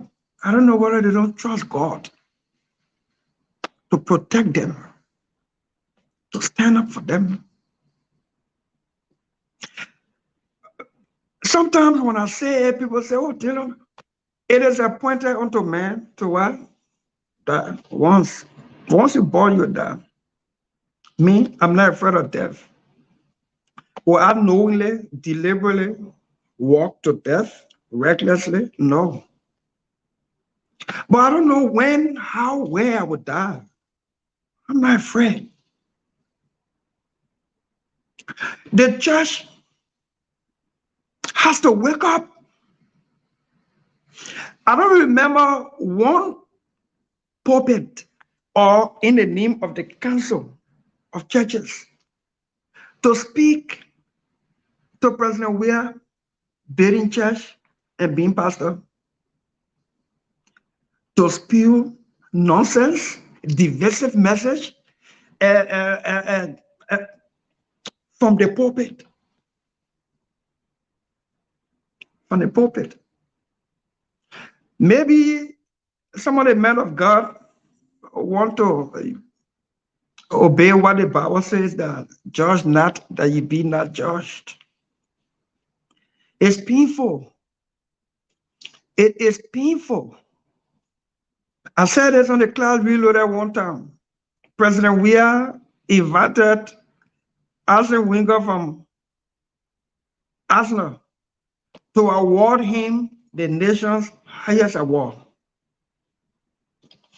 That award is given by the country to individuals or organizations who fought and did well for the country, not for individuals. You can be president and you award a nation's higher award to somebody who pay your school fee personally. No. Individuals or organizations, foreign or local, that did some serious thing for the country. When President Weah decided to award the nation's highest award to Arsene Wenger, the coach of Arsenal, because Arsene Wenger brought him up and made him to play for Arsenal and treated him like a son, I said I will welcome Arsene Wenger to Liberia, because everybody knows I'm a big Arsenal fan. But a senior level citizen of consequence saw my Facebook post and said, and called me and said, Dylan, we respect you too much in this country. By that time, I was not senator. Dylan, we respect you too much in the country. How can you sit down and say you will welcome Arsene Wenger to the country when you know the man is misapplying and misusing the nation's highest award? So I said, but Chief, we took the nation's highest office and gave to the man. How you can take the nation's highest award and just give it?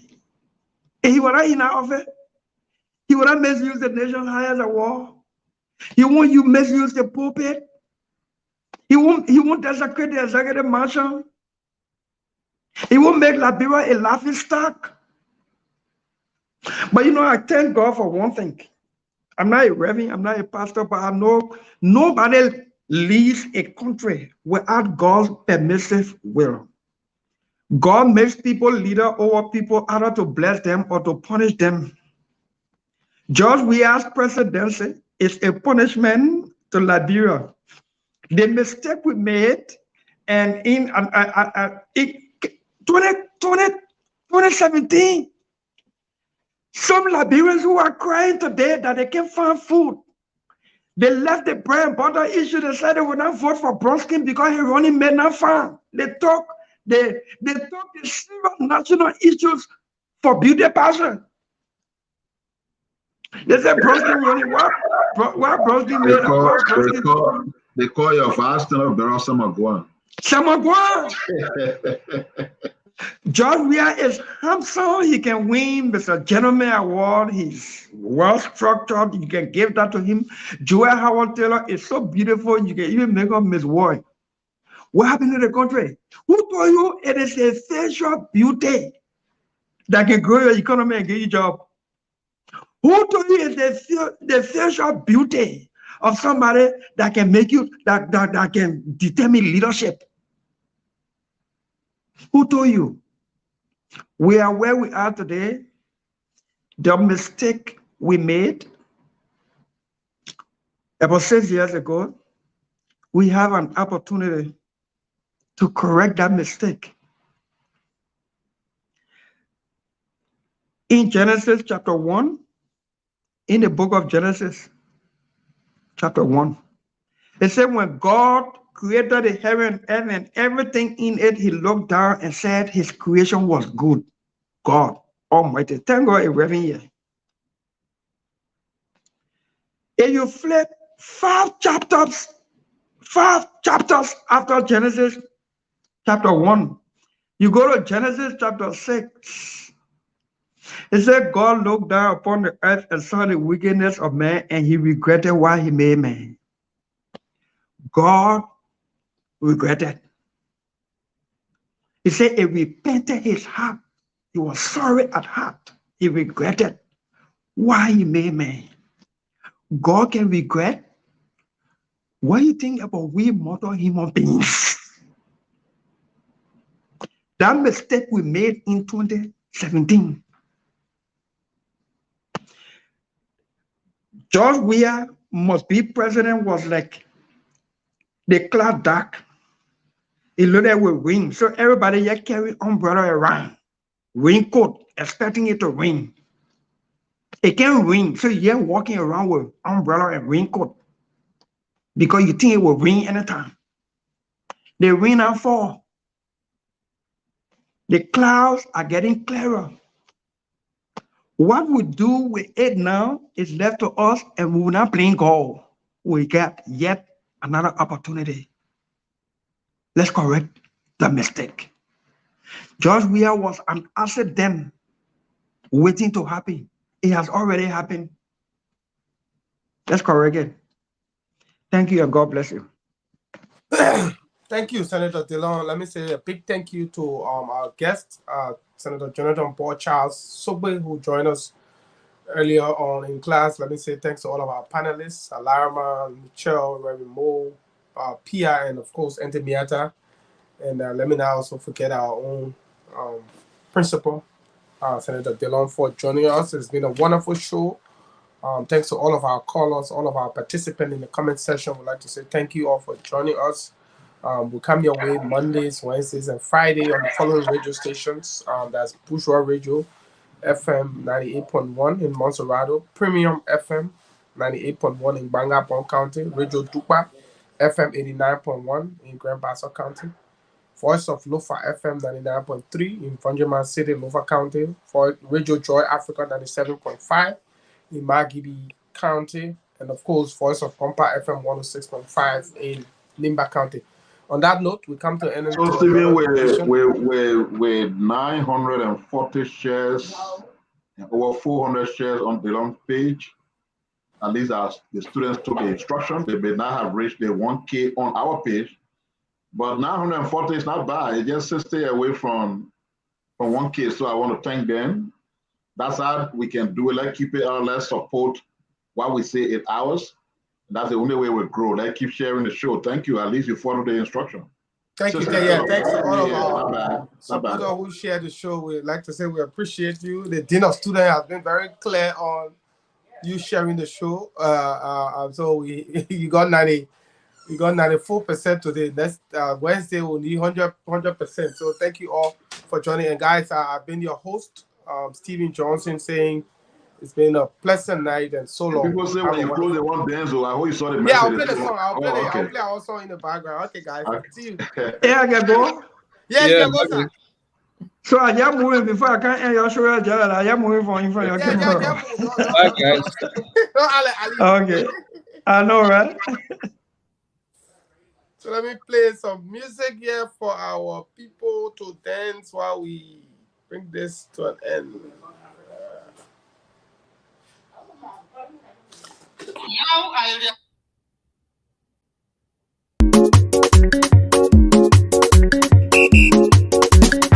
There is a game, and everybody's supposed to play.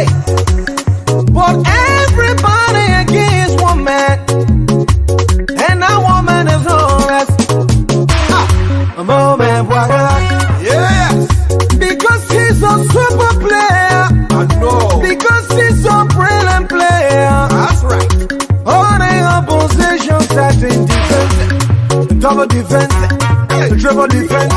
Hey! But remember, God is not the time on us defensive. He's warming up. Babin is warming up. Yeah, he's jogging, jogging, jogging. And the crowd is cheering.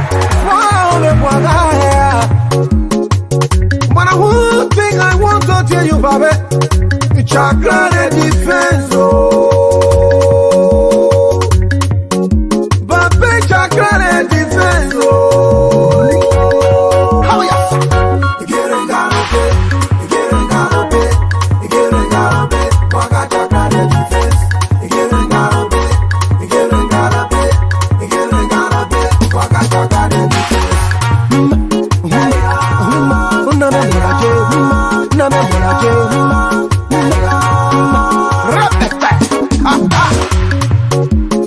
The puppet is a professional player. The puppet is a very, very good driver. No matter what kind of defense you build, now I'm wicked you bevel. Oh, me wicked you karapuke. Hey, oh, me wicked you griki kaka. What I watch? Hey, Billy Katu. We got him with a Katu. You don't fall, but you come better away. You come better away. Waka, you come better away. Hey, you getting got up it.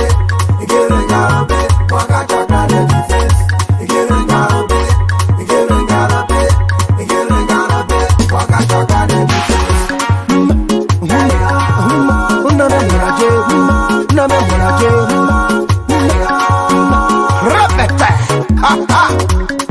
The game is on, and everybody's watching the game. The game is very hot, people been entertained. The ball comes to Joseph Wakayama. He home and balance. He breaks the ball. Move it, move it, move it. As he takes opposition attack the Baba. The home is very skillful. He getting gotta put in the key, gotta. As he ain't confused, don't know where to go. They didn't even see the ball. Hey, he's moving, moving, logging behind, opposition behind. The Baba moving, and he bought with 4 defenders, and he beat the defenders. Several defenders, and he beat the defenders. And he kicks, and it's a goal. Hey, chocolate defense. They put on a defense. Double defense, triple defense. Money Puppet is a skillful player. Hey, you getting got up it. You getting got up it. You getting got up it. Waka chocolate defense. You getting got up it. You getting got up it. You getting got up it. Waka chocolate defense.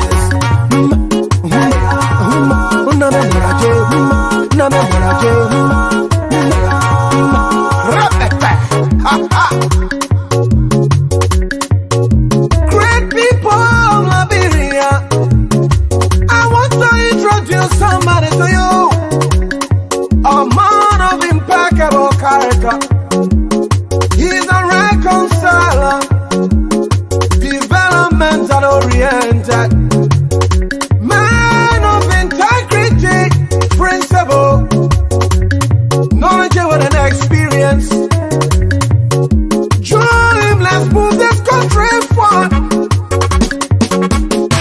Hey, please be Joseph Waka.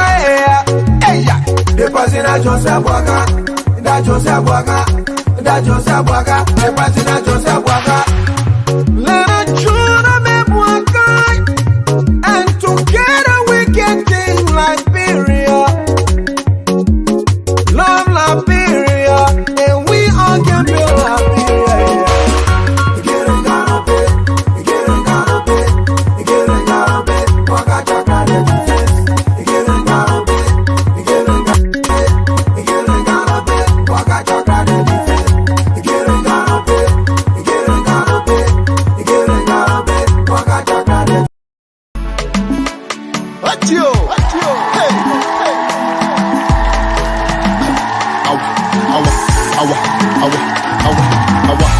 Tell you that the Papa we want. Why not come in, people? papé, oh. Yo, la de papé, oh. What got coming, people, papé, oh. We just let's stay killing bad governance to stop it. That we vote for Baka, yo. That we vote for Omen Baka.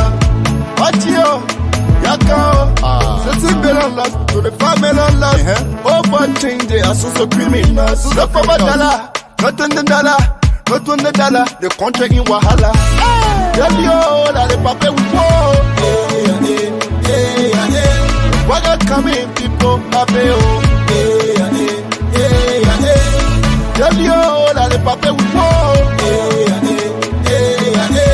What got coming, people, papé, oh.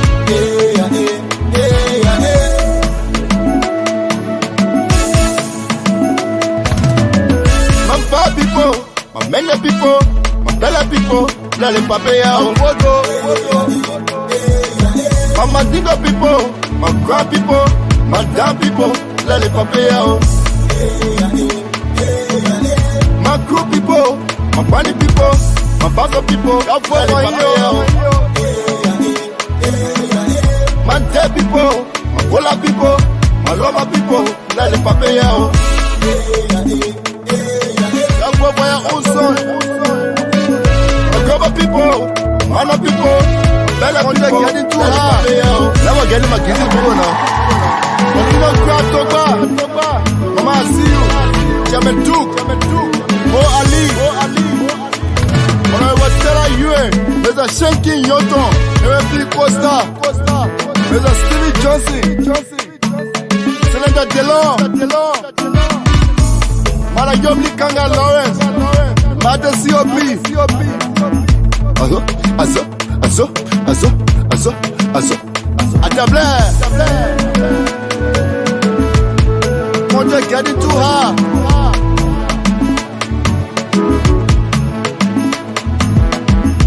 Corruption is a cancer, is a disease that deprives countries and people in countries of their rights, and also it drains countries of their economy. I am not asking for the continuation of Madam Talib.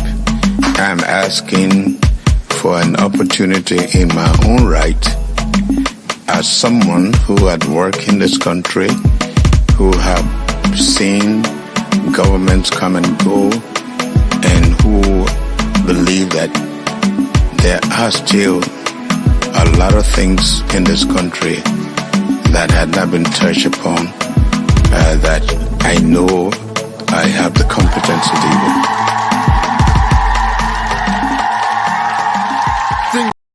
It's Virgie. Everybody, hands up. Shadow in the air. Come on now. 1, 2, 3, let's go. The papeles conmigo. The papeles conmigo. Like a tsunami, I see him coming up.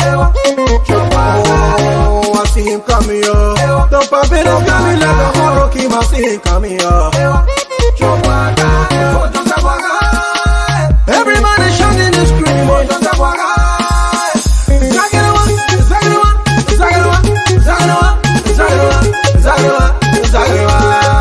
Hey! Let me see you shaking it, shaking it, shaking it, shaking it, shaking it. Hey! Yeah, we're moving for Boyame. Yeah, we're moving for Boyame. On every part of the country, we're moving for Boyame. Yeah. But we love you, power.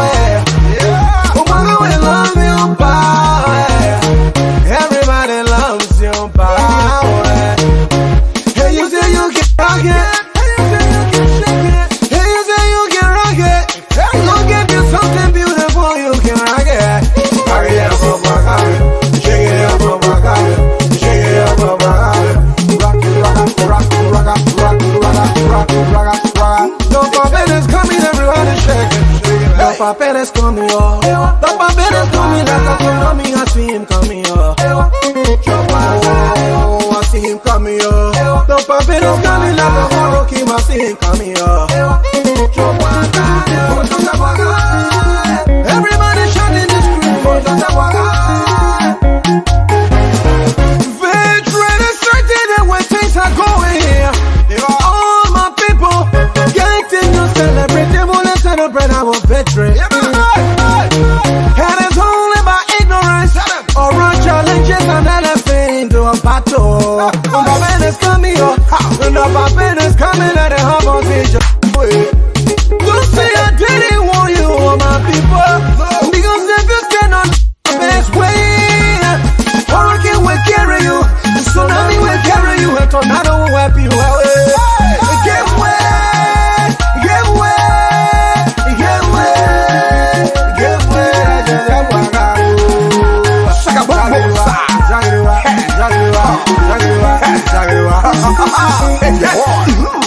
Ladies and gentlemen, yes, well wishers, sympathizers and collaborators of the unity party. Here we are. It's time to put on your victory jacket and let us smash everywhere in this country. Come on and move along with the momentum. I'll tell you, no shaking like this, ladies and gentlemen.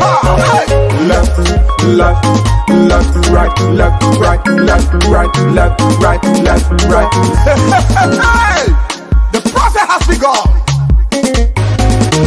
With God being on our side, this battle will be won. Victory will certainly be ours. Opposition will scatter in different directions. Hey. Ay, ay, ay. I get him, I get him, I get him, I get him, I get him, I get him, I get him. Go, go, go. Come on.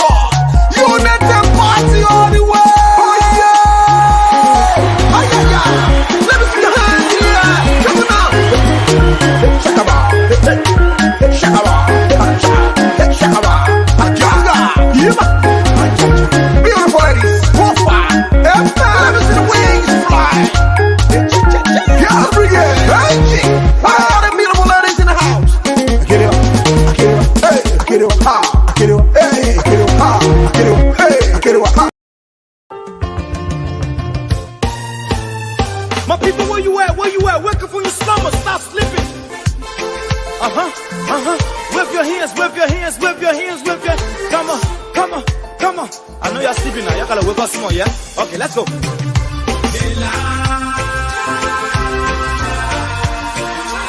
people fool us. The people lie to us. The government betray us. They betray us so much. I said they lie. The people fool us, so the people lie to us. The government betray us. They can lie, they can steal, they will not know. I said we tired with their lies. We tired with their promises that led us to a lot of damages. We tired with their speech they preach indeed, and now unique they deceive us. The thing we saw, it frustrate us. So why did you lie? Why did you steal? Why did you allow the citizens to be? See, we just tell you that why we voted you. But you fool us, you screw us, you use us and later on abuse us. So why? The government should lie. Why? But that's the question that we ask. The people fool us. The people lie to us. The government betray us. They betray us so much. I said they lie. The people fool us, so the people lie to us. The government betray us. They can lie, they can steal, they will not corrupt. No one to trust. My people, no one to hope on. Nobody. My hope that I have been broken. I'm telling you, brother. So where are the schools? Where are the roads? Where are the jobs that they said they could afford? But they're too selfish. The people tired with their rhetoric. People tired, they tired. You see the reason why we ask why the government betray. They have enough of time, but yeah, then instead they delay. People suffer. No work for people crying for hunger. Look at. Your vision and your mission, your intention to the nation. They poor. You got nothing to show. Nothing. So, why? The government should lie. Why? But that's the question that we ask. They lie. The people fool us. The people lie to us. The government betray us. They betray us so much. They lie. The people fool us so. The people lie to us. The government betray us. They can lie, they can steal, they go knock the for rob the airport.